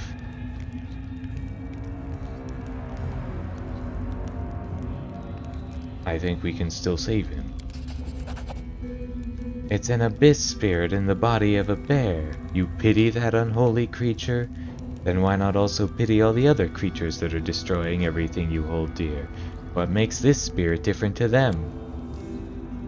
For centuries I have watched mortals be drawn into the same game with demons and lose every single time. But you are truly wise, old shaman. How could you have done something so foolish? Surely you're wise enough to understand that there is no such thing as a deal with the abyss where the mortal does not lose.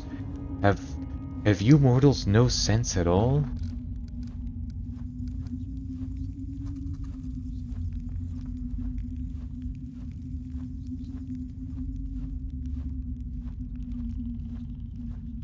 I saw a mark left by your medallion on the bear's pelt. Yes, Orso the Terrible is my creation. I used this medallion to control an evil spirit of the abyss after linking it to the sacred bear, and I forced the spirit to serve good by linking our lives together. What happened to Orso the Great Spirit? It has lived for centuries in a bear's body, ancient as the forest itself. It ensured that the trees grew tall and the flowers bloomed. It ensured the deer had grass to eat and the smilodons enough deer meat. But the natural order has been broken. I had to do something, and I did it. The kind Orso that was known in Sarkoris is gone forever, but the guardian of the forest remains. You say you had to do it, but you're lying. To us and to yourself. That bear, he was your friend, wasn't he? You would never have done this to your friend if you hadn't already lost yourself to fear. Yes, child, I was frightened. The world that I knew was dying. You don't know what that's like. That's not true. I've been afraid many times. Very afraid. It's hard to fight fear, but inviting demons from the abyss to possess your friends? That's wrong.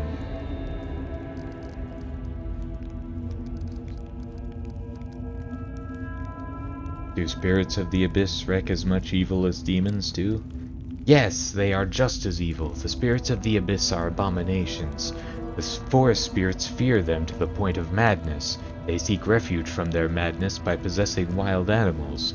You saw what that looks like. You saw how I separate them. But in every moment of suffering there is hope. By separating them, I learned how to bind them. I can go finish him off. What will happen then? I will mourn Orso, but life must continue. That is the law of things. This place is full of spirits of the abyss. They fly around aimlessly, driving the forest spirits mad. I will set them to work to replace our protector, and I will bind as many abyssal creatures as my strength can manage. Either you don't understand what you're doing here, or you're just crazy.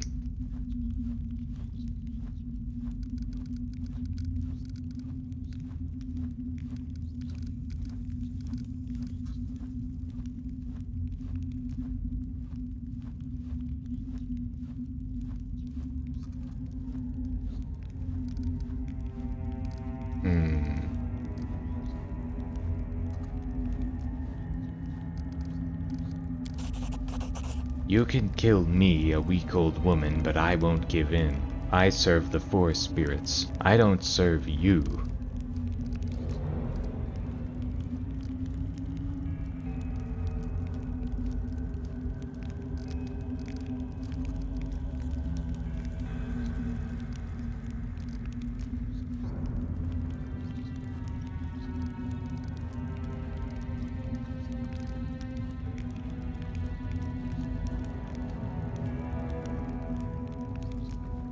I'm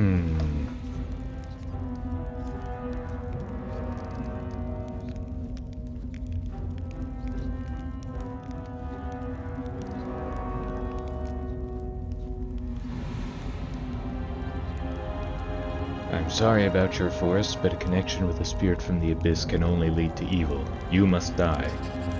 I'd rather die right now than see my forest slowly die in agony.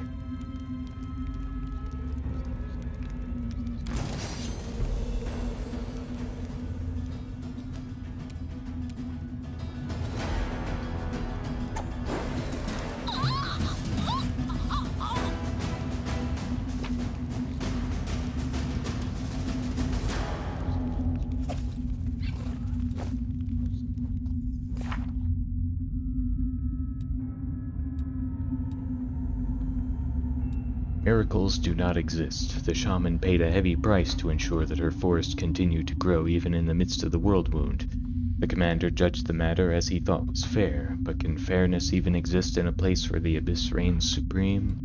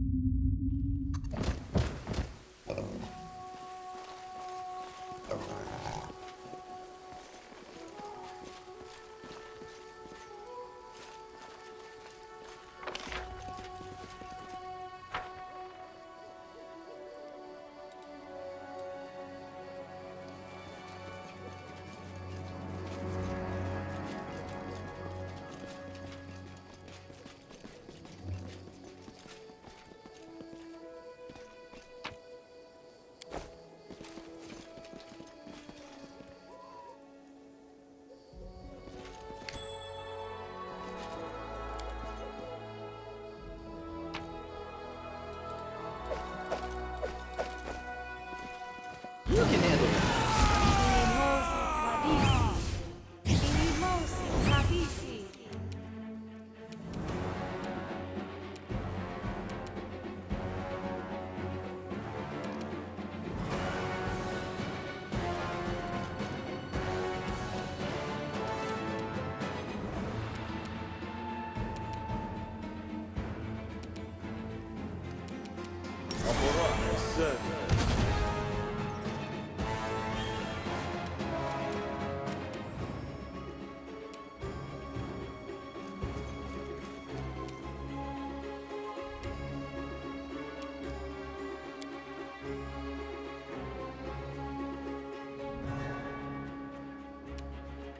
Prepare yourself!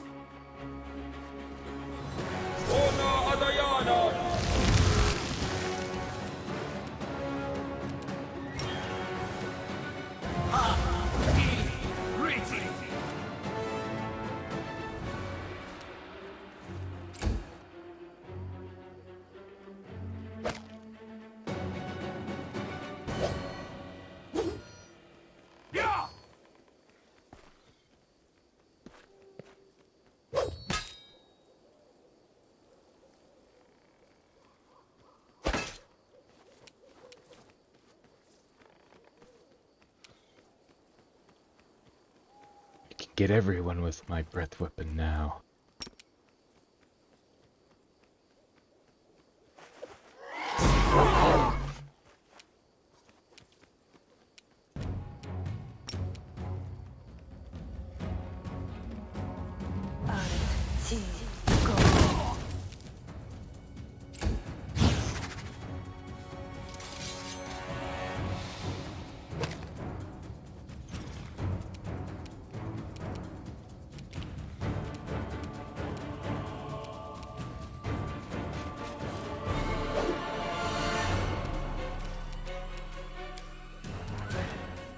Yeah.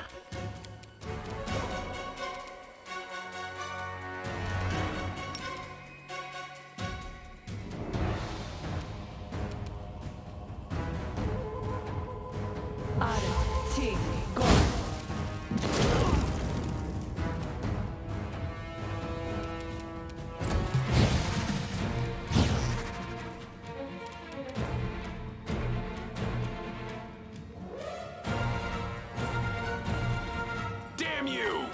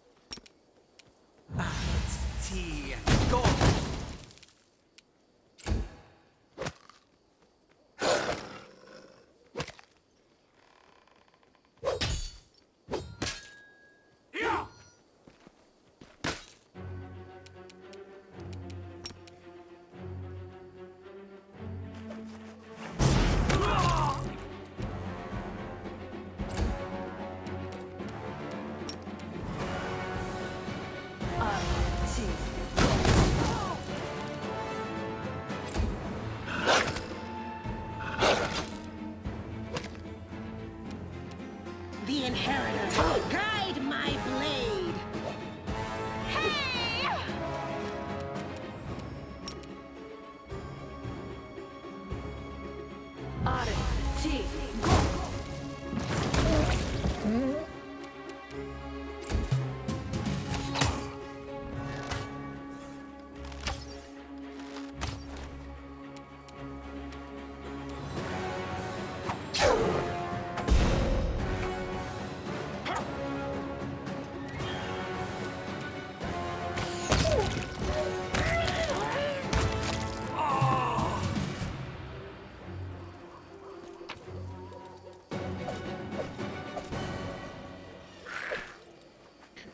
The illustrious sweep.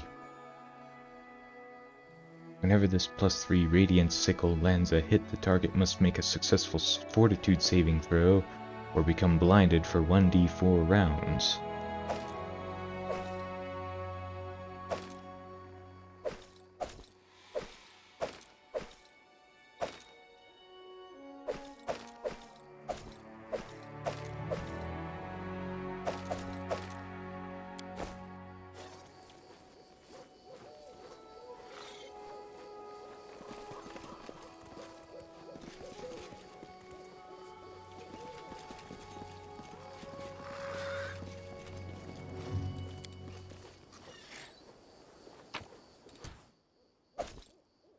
Studded Armor of Trinity. Grants the wearer DR3.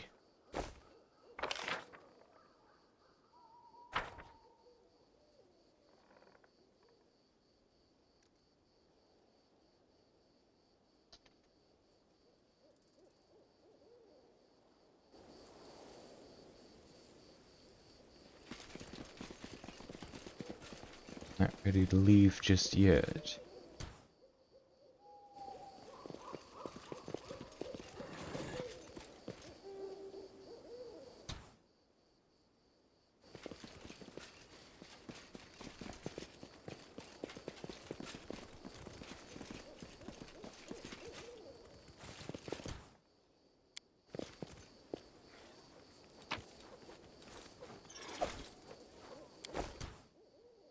Sequence of Murder. Whenever this +3 double axe lands a hit with its head, if the next attack with the tail also lands a hit, it deals additional 1d12 slashing damage.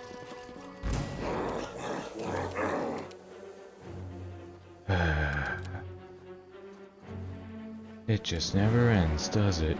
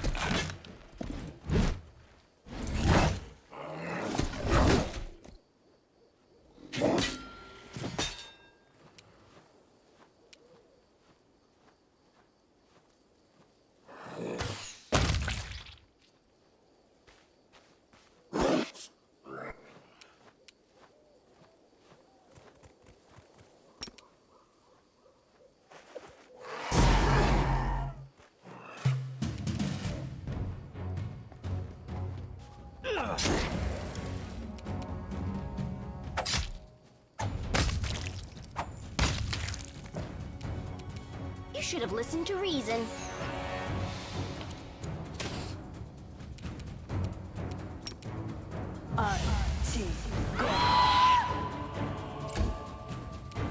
The light, take you!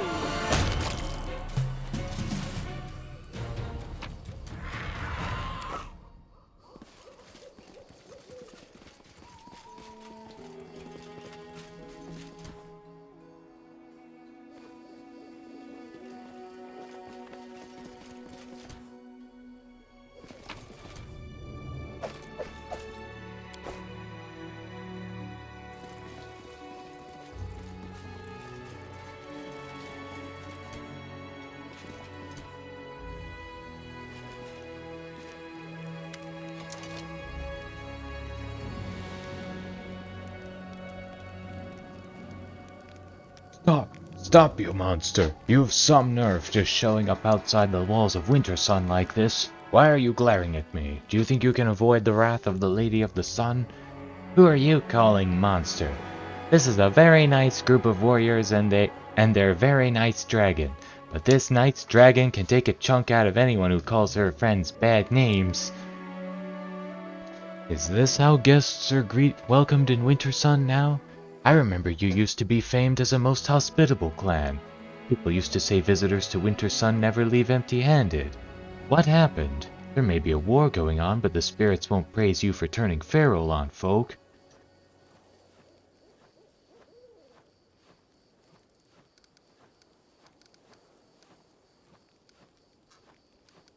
I found bodies of murdered crusaders at a shrine not far from here. What do you have to say to that? I say you're a lying piece of abyss scum, and I'm gonna make you pay for it right now. Stop, children of Wintersun.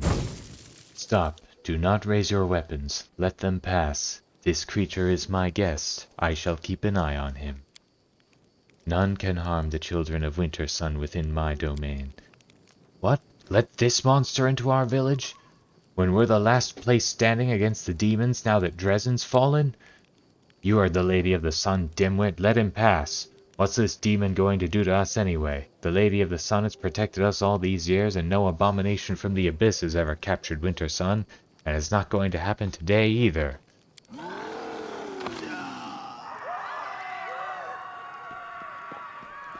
Uh-huh.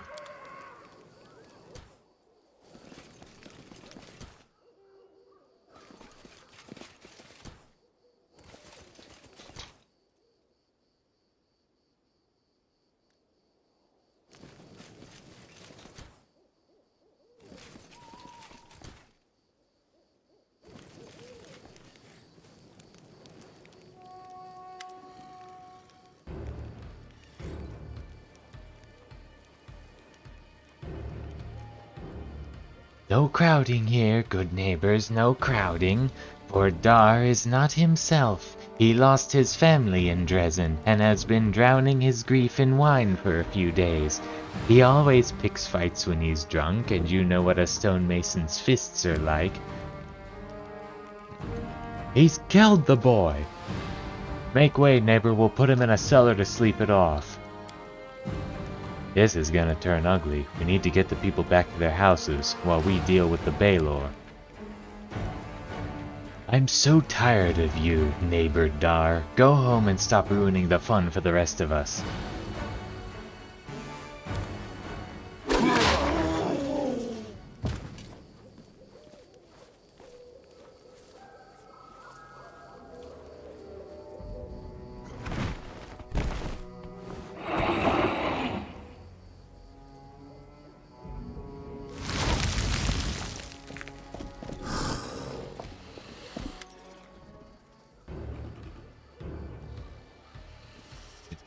Are you forgetting where you are? These lands are protected by the Lady of the Sun. Behave, or I, Marhavak Grunhuld, will throw you out of my town. You really think your beloved beauty can do anything to me? If I wanted to, I could break her neck and yours and your little worms and the necks of every puny little human in the district.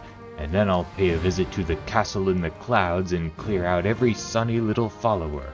I'm sick of this game anyway. I'm leaving. For now. Go about your business now. There's nothing to gawp at. Ah, a guest of my lady. I am the chief of the Wintersun clan. You can take a look around if you wish, but you must visit me in the clan hall. It would be rude of you not to pay a proper visit to the master while you're in his house.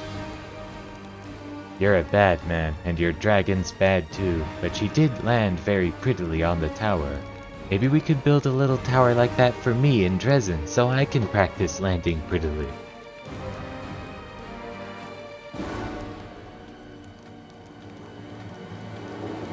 Demons are walking around your town like it's a home away from home.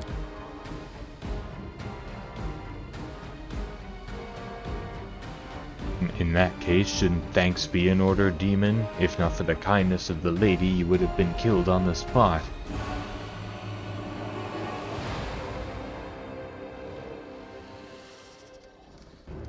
I came here to find out who killed my crusaders. Their bodies are lying at your shrine by the lake. The lady's shrine is sacred to all the children of Wintersun. If someone has desecrated it with murder, they will be punished. You're changing the subject. I'm not used to talking in the middle of the town square. Come to my hall, honored guest. We can speak there. I accept your invitation, master. Very well, I'll be expecting you.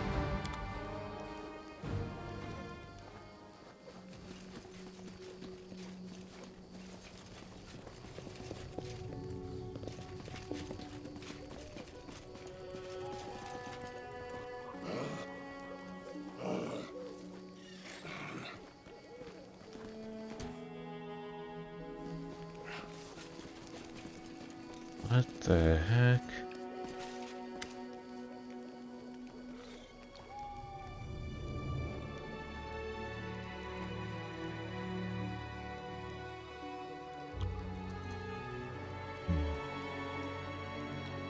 Who's there? A stranger? I don't recognize your footsteps. I am a guest of the Lady of the Sun. She invited me to visit Wintersun. A guest of the Lady of the Sun is a most desirable guest in Wintersun. What do you want from me? Who are you? What happened to your eyes? My name is Gesmera. I was the senior woodshaper in Wintersun, a woodcarver or sculptor as you would call it. My level of skill is not bestowed on everyone. We woodshapers do not consider wood to be just a material. We do not make something out of it. We give the wood a new birth. We reveal its beauty in a new form. I come from an ancient line of craftsmen and women, and I swear that I have done everything to avoid bringing shame to my ancestors' memory. I strove to preserve beauty even in the midst of chaos, which is what the demons had turned Sarkoris into, aided by the traitor Arilu. But one day my gift failed me. At the request of Maravok, our clan chief, I was tasked with carving a statue of the Lady of the Sun. But no matter how hard I tried, instead of a beautiful elf, my chisel again and again revealed a hideous monster in the wood. Maravok flew into a rage when he saw my work. He personally cut out my eyes as punishment, and journeymen were given the task of finishing the statue.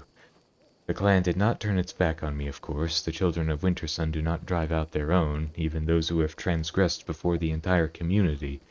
They allow me to do simple carvings and to take care of the statues. That is how I have lived since that day. That Maravok of yours, he's a nasty piece of work, isn't he? Robbing an artist of her sight, that's not just brutal, it's foul. Some murderers are less depraved than that. Tell me about this settlement. This place was once the capital of the Wintersun clan. Yes, the capital. In the glory days of old Sarkoris, the clan controlled vast swaths of land, with several settlements and many farmsteads. But when that accursed Arilu opened the world wound, the clan began to wither, like a sapling that's been chopped at the roots. Then the world wound opened even wider, and the blight reached these lands. The children of Wintersun either died defending their homes or left in search of a better life elsewhere. In the end, all that was left was this one settlement.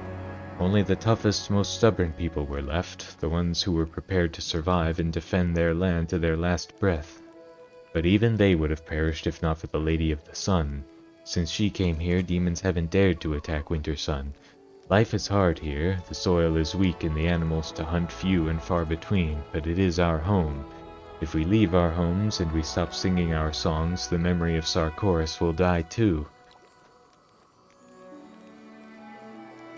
Tell me about the Lady of the Sun. Maravok, the leader of the Wintersun clan, met her on a hunt many years ago when he was a young man. People say it was love at first sight, and the Lady of the Sun left her magical castle in the clouds to live with Maravok in a humble hut. The Lady of the Sun is a powerful sorceress. She gave Maravok his hunting dragon and has protected Wintersun against the demons all these years. Ever since she came here, not a single demon has attacked this place. Magic users were feared in Sarkoris in the old days, and for good reason. If you remember that cursed witch who brought all these calamities down on us, but we trusted the Lady of the Sun and accepted her as our protector, although it was not an easy decision. There's something strange going on in Wintersun. Your fellow villagers call me a monster while they themselves converse with demons like it's nothing. Demons? Within these walls? That's not possible. The Lady of the Sun promised to protect us. Besides, the settlement has old rune stones that start to flicker when demons approach.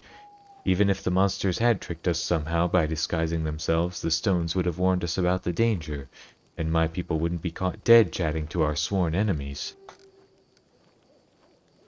Thank you for talking to me.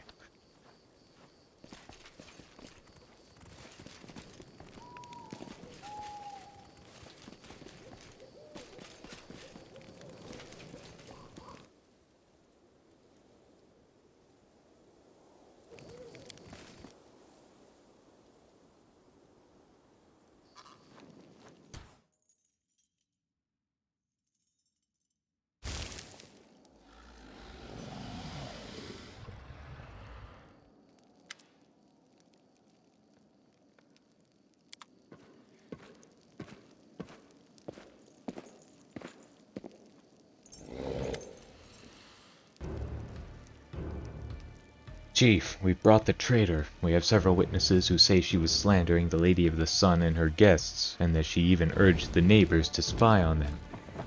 Hand me the axe. I have been very patient, you Gesmera. You dared to dishonor the Lady of the Sun, our happiness and protection. You didn't repent, you only nursed your malice in secret. I see now that taking your eyes was not enough. This time I will take your hands. What are you doing here, you blackguard? Raising your hand against innocents? You've earned the ancestors' wrath for sure. It's a bad thing to raise your fists against the clan elder, but I really want to smack you one. These nice people are afraid. So much fear. But they're not fighting against the ones who frighten them. They're punishing the weak and defenseless for their fear. Just like always. Just like always. Just like always. Heaven knows that I believe in forgiveness and redemption, but I so dearly want to kill that man and I won't even regret it. Reynard, are we really going to watch this atrocity happen? Is this how justice is always dispensed in Wintersun? Ah, there you are, stranger. It's good you came, saves me from chasing after you all around all of Wintersun. Here, in this hall, is a place of power, for me and my lady. I will kill you here and then go with my people to Dresden and hand it over to its rightful masters.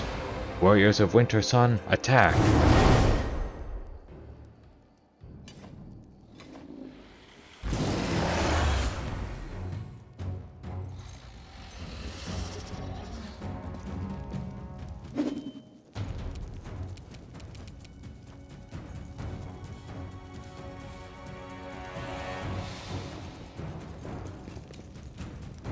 Desna, guide my hand!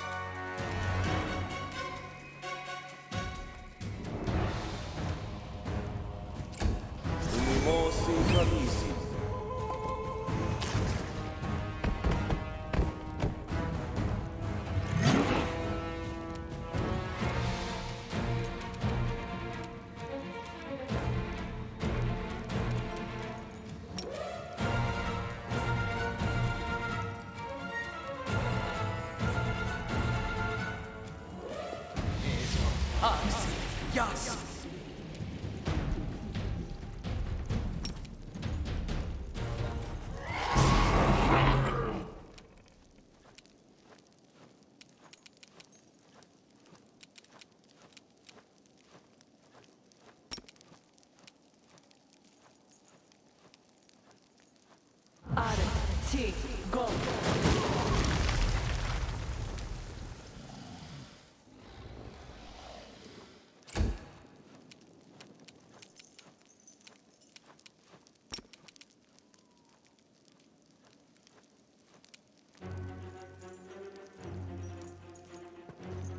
Es Axel. Tenemos Paris.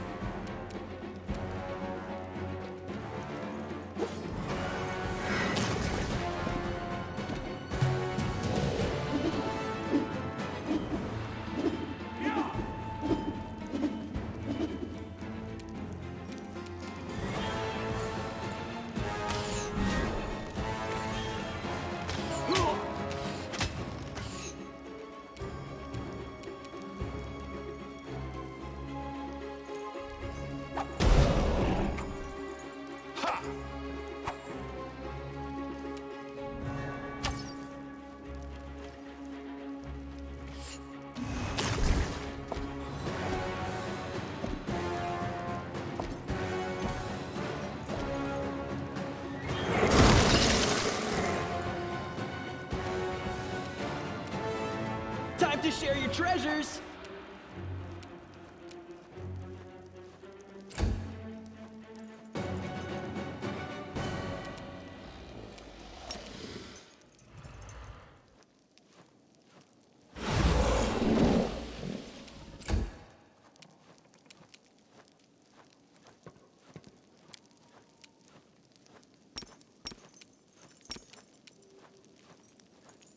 Ba, Riti.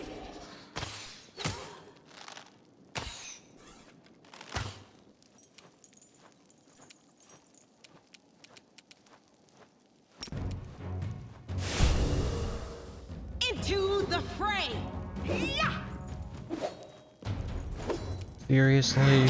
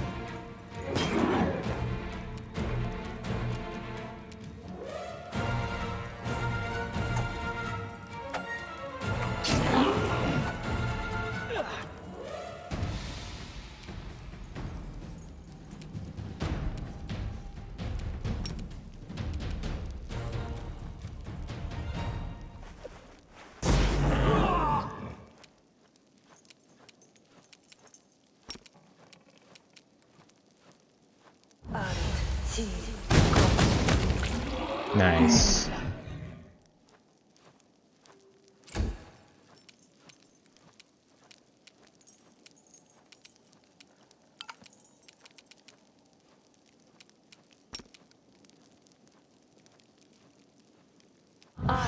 T, go.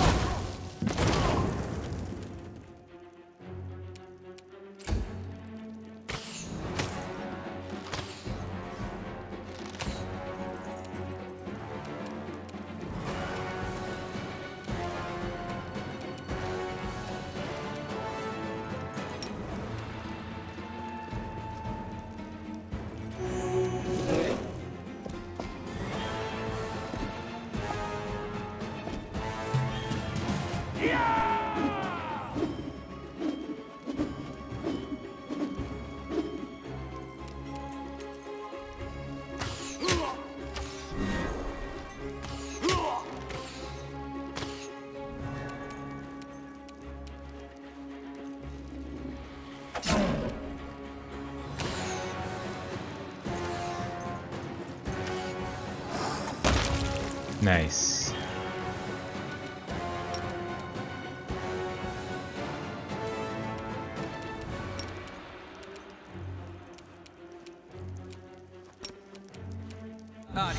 T, go.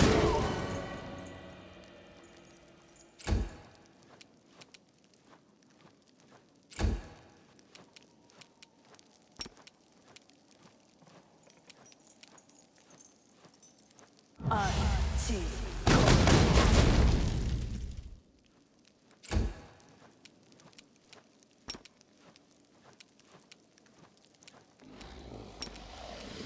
Arti. Go. Ugh, really?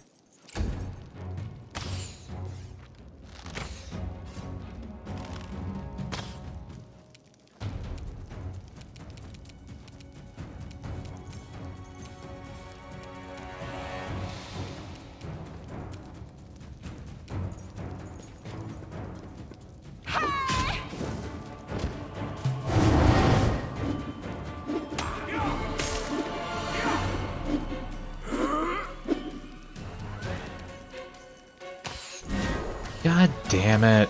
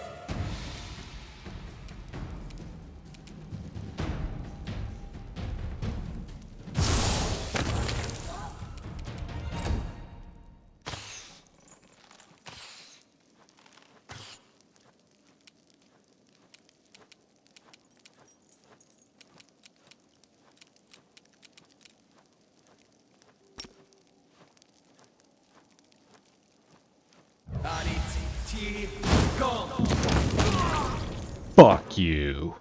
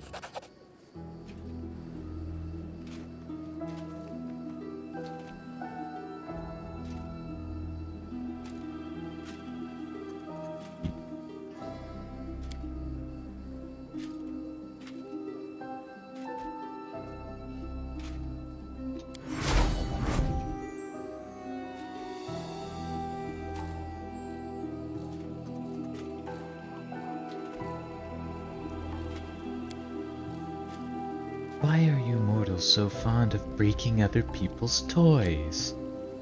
So you're the rot that's festering in Wintersun. You're a despicable beast and you don't deserve any other name. My kinsmen, my neighbors, have suffered because of you. Death would be too light a punishment for you, scum. So you're the Lady of the Sun. That is what they call me here, but you may call me by another name, Jeribeth. What have you done to these people? I merely planted a few ideas in their heads. It is elegant in its simplicity. I make all the people of Wintersun see demons as humans, elves, and dwarves, and they see real mortals as demons. They live in a topsy-turvy world where the lands of the World Wound are teeming with brave crusaders, and where Dresden was recently captured by an army of hideous monsters from the abyss.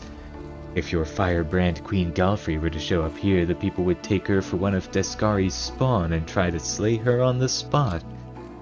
And The children of Wintersun already have so much blood on their hands. Every weary traveler who happened to discover this mortal oasis in the midst of the scarred lands of the World Wound, who rushed with brimming hope toward its walls, died at the hands of the clan, and they all fervently believed that they were fighting demons. Why did other demons visit here? There is no other place in all the World Wound like my little Wintersun. I don't allow other demons to kill the people in my domain. Instead, they come here to play. They shrug off their demon guise and pretend to be mortals. Even Lady Nocticula in the Midnight Isles does not offer such exotic amusements. You should find all this very familiar, for you too are playing at being human. Isn't that so, Succubus? No, you have created a tawdry parody of what I am striving to be. You could have made them believe anything, performed any number of miracles for them. You could have made their dreams come true, but all you did was poison their minds against their fellow mortals. You may have the powers of a demon, but you have little when it comes to intellect, as befits an insect. You don't seem to be afraid at all, monster. What's stopping me from killing you here and now? I will fly off to my sanctum faster than you can blink. Besides, are you ready to doom all of Wintersun to a horrible fate? You probably want to open the poor barbarian's eyes to the truth, but you can't do that without my help. Even if you do by some miracle find a way to do it, the children of Wintersun will have to live with the knowledge of what they've done all these years. They will recall every murdered crusader and traveler that they plunged their spears into or burned on a ritual pyre. Many of them will not survive the truth you inflict on them. The rest will be cut down by demons, for I am the only one protecting them from such a fate even now. But I have a better solution. I will change the clan so that from this day forth they will see true mortals and demons alike as human. I will make them believe that the Crusaders have won a final resounding victory, that peace now reigns in the World Wound, and that all the demons have been driven back to the abyss. Every last one. Wintersun will remain a peaceful oasis in the midst of chaos, neutral territory where neither Crusaders nor demons will cross swords in battle. I will get to keep my wondrous domain, and your Crusaders will never perish here again. What do you say to that, Commander?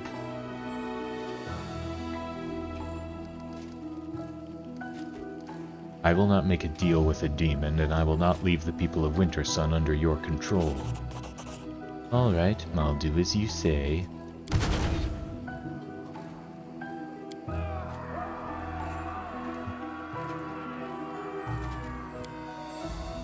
I knew. I guessed a long time ago that you weren't who you seemed to be, but you brought peace to my people, and me, and I kept your secret as best I could. I stamped out any suspicions, and the people who voiced them sometimes. I want to live in your light. I don't want to be without you.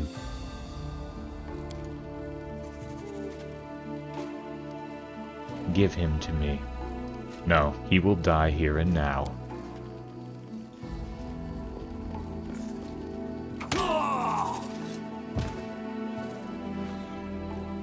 I will remember this, Commander. I'm returning to the Ivory Sanctum, the castle in the clouds as they call it here. You have a key to my home, but will you find out how to use it? I will be expecting your visit.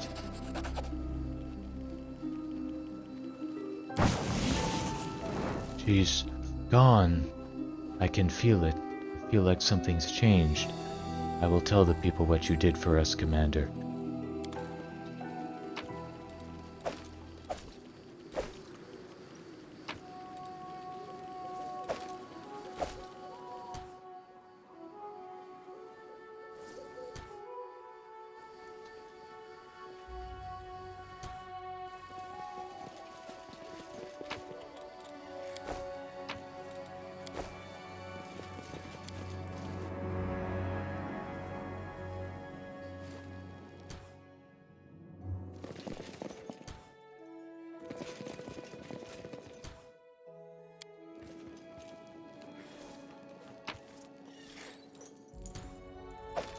Bracers of Dominance. Whenever the wearer of these bracers confirms a critical hit with a two-handed weapon, The enemy must pass a will saving throw or become unable to attack for 1 round. Those might be good for, Regil.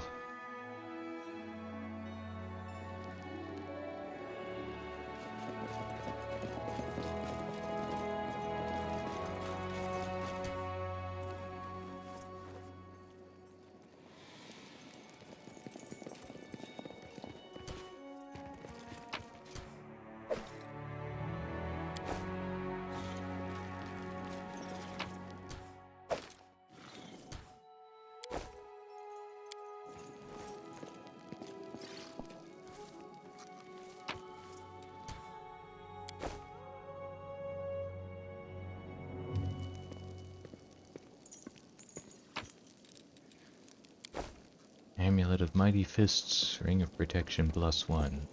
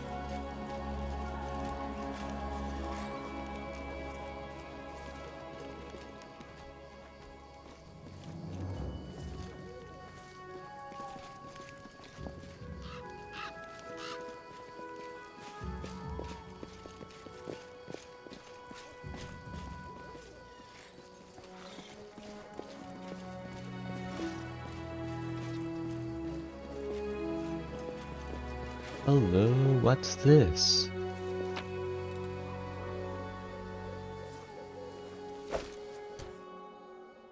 Reeking Heart of Arcane. Whenever this +3 rapier is affected by any magical effect that gives it an enhancement bonus, this bonus is increased by +1.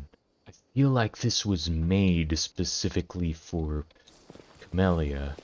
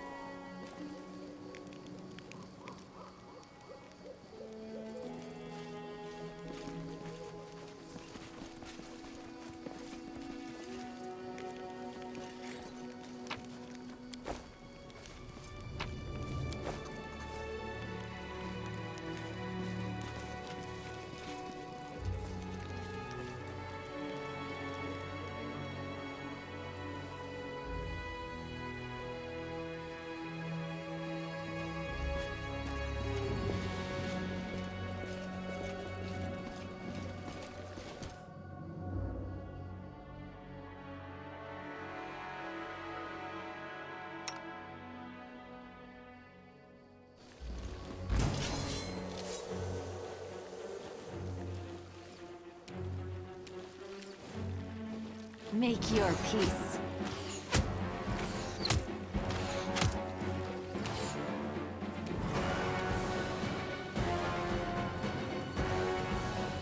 I think I can hit both of them from here. Nice. Are you still here?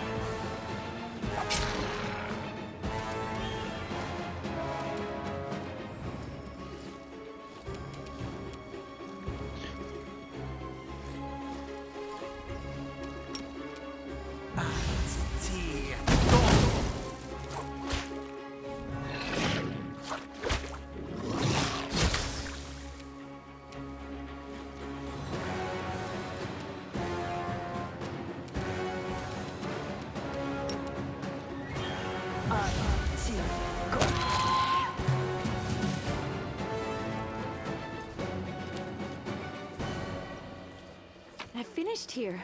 Is there more?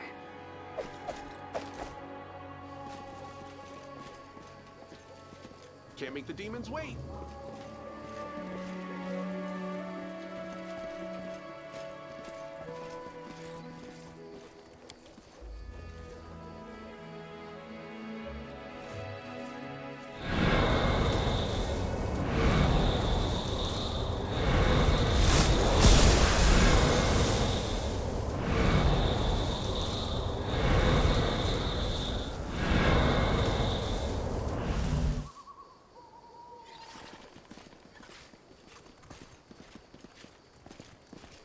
Here comes Ah, fuck.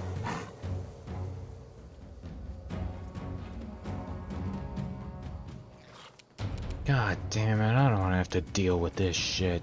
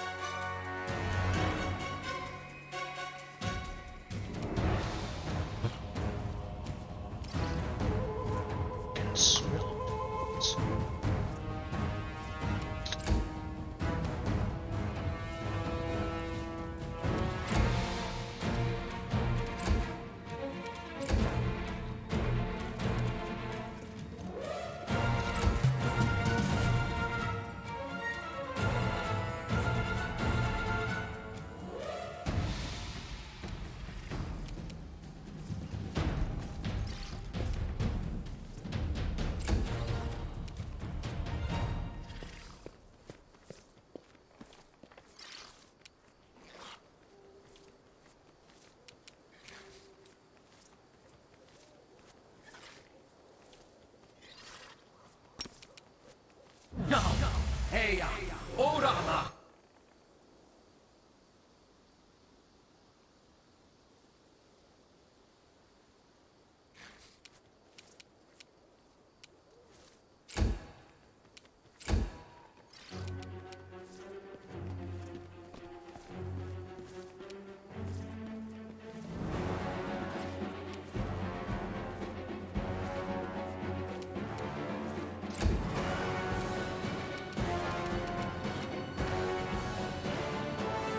I'm all out of haste spells, but I should still have Scroll of Haste in here somewhere. There.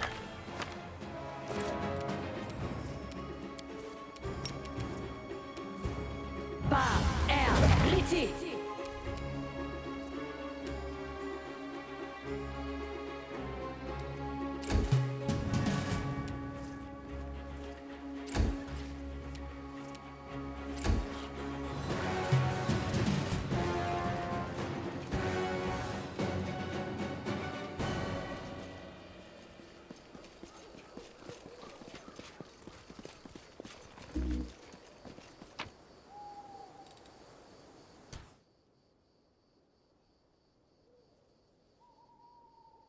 Hmm.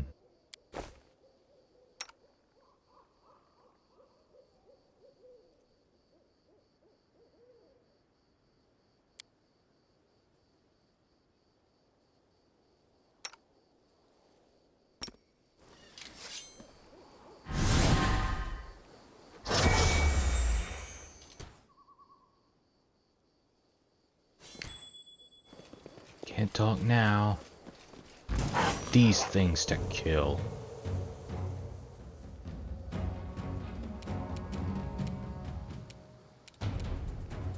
He's still invisible, right? Cover me, all right?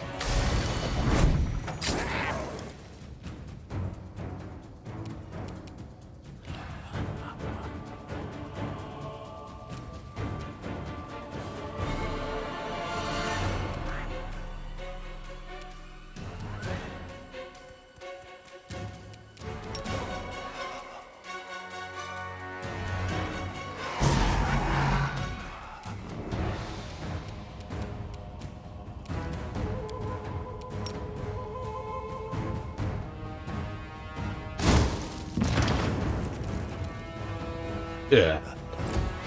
God damn it.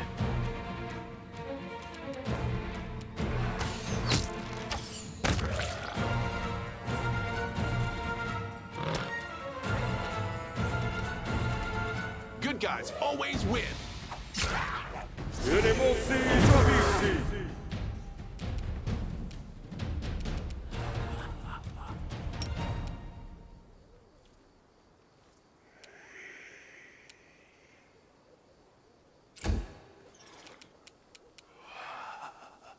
The Inheritor, guide my blade! Stab you or zap you? Why not both?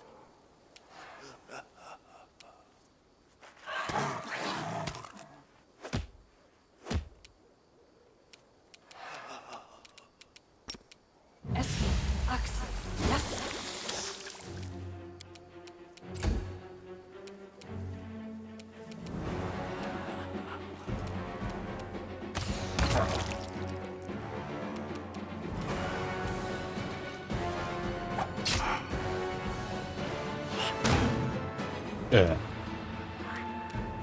I fucking hate ghosts.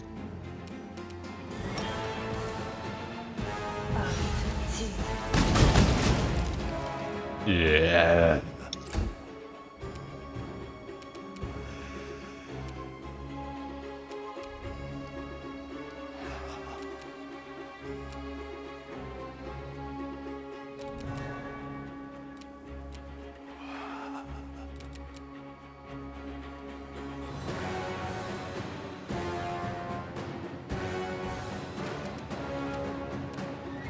The light take you!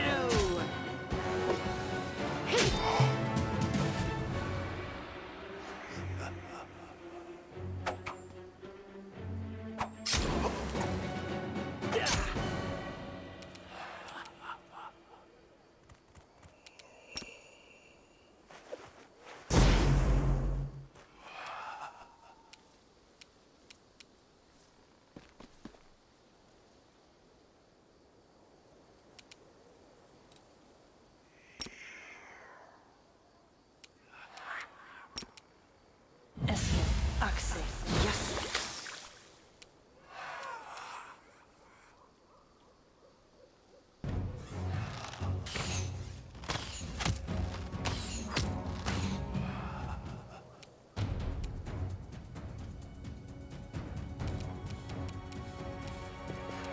God damn it. Got this.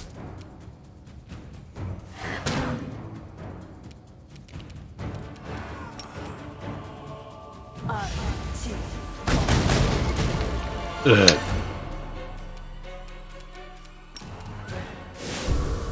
No glory without risk!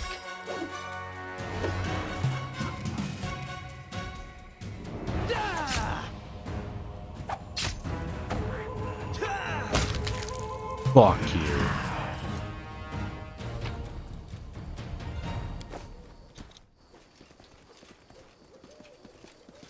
There's more?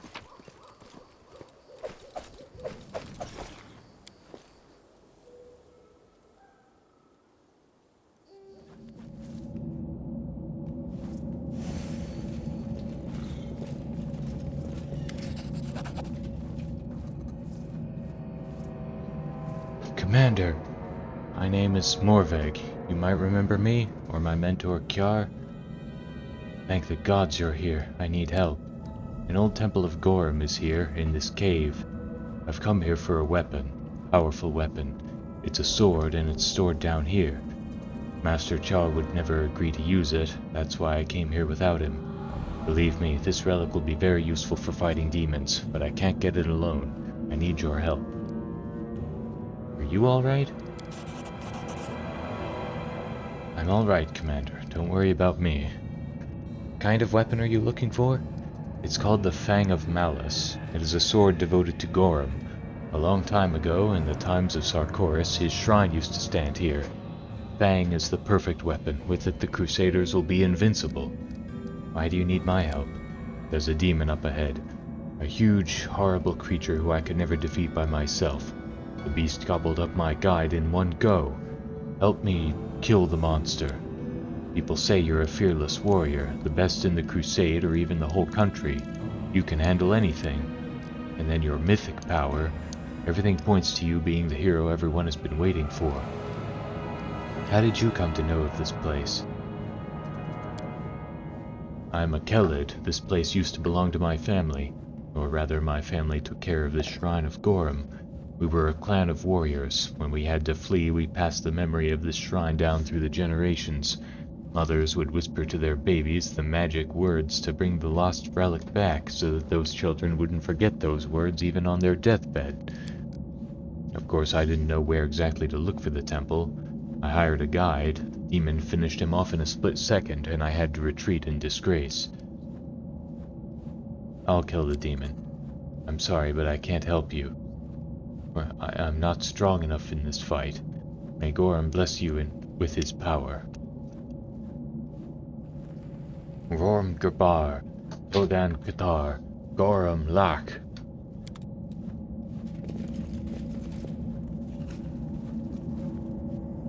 Well, I'm not taking on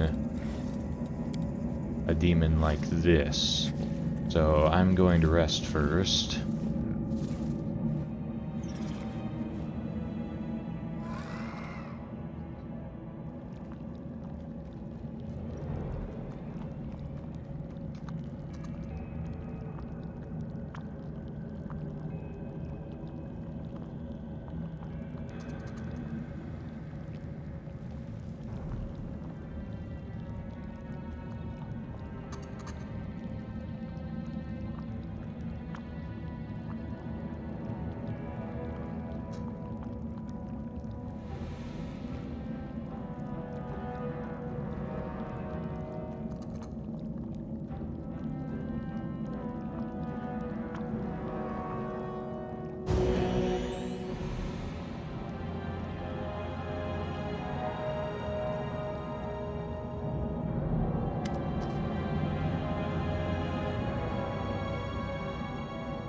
Mortal Maravak just can't stop thinking about what happened to him and his whole village.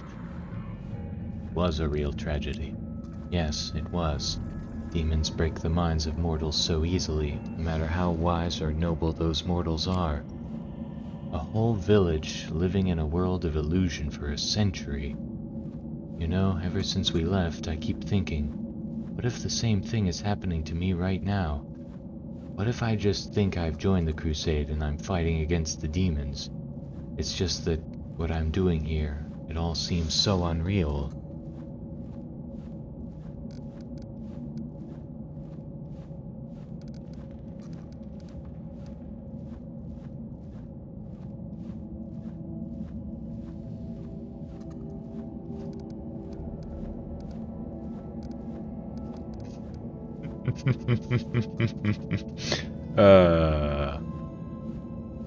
Yeah, let's do it.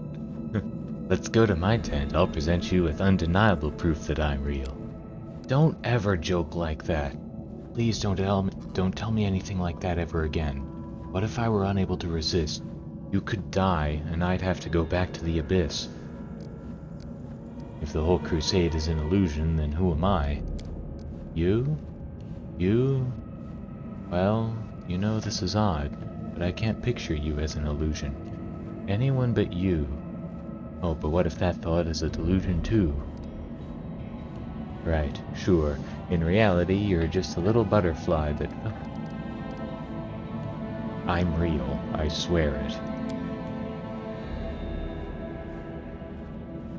I believe you. You must be real. I don't want to imagine a world where that is not so. But I'll bet Maravok said the same thing to his demoness.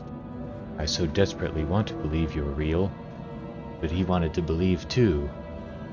He had his doubts, but he chose to wave them away because he wanted to love his demoness. Tell me, how am I any different from him? Hold on. You just said you want to love me?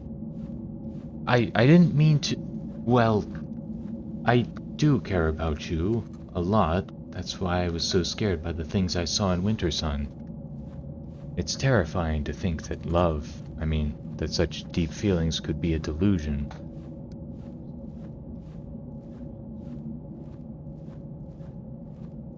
The difference is that he lived inside the illusion and he knew it, whereas you live in the real world and you know it. Do I? I think I do.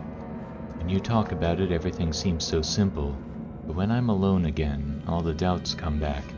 They pile up, more and more of them, and by morning I'm back to not knowing what's real and what's not. You should spend more time with your friends and less time inside your own head. Yes, you're right. If I get lost in my thoughts again, you'll help me return to reality, won't you? Alright, well, this has gone long enough. I'm going to leave it off there. So, thanks everybody for watching. I'll see you all again some other time.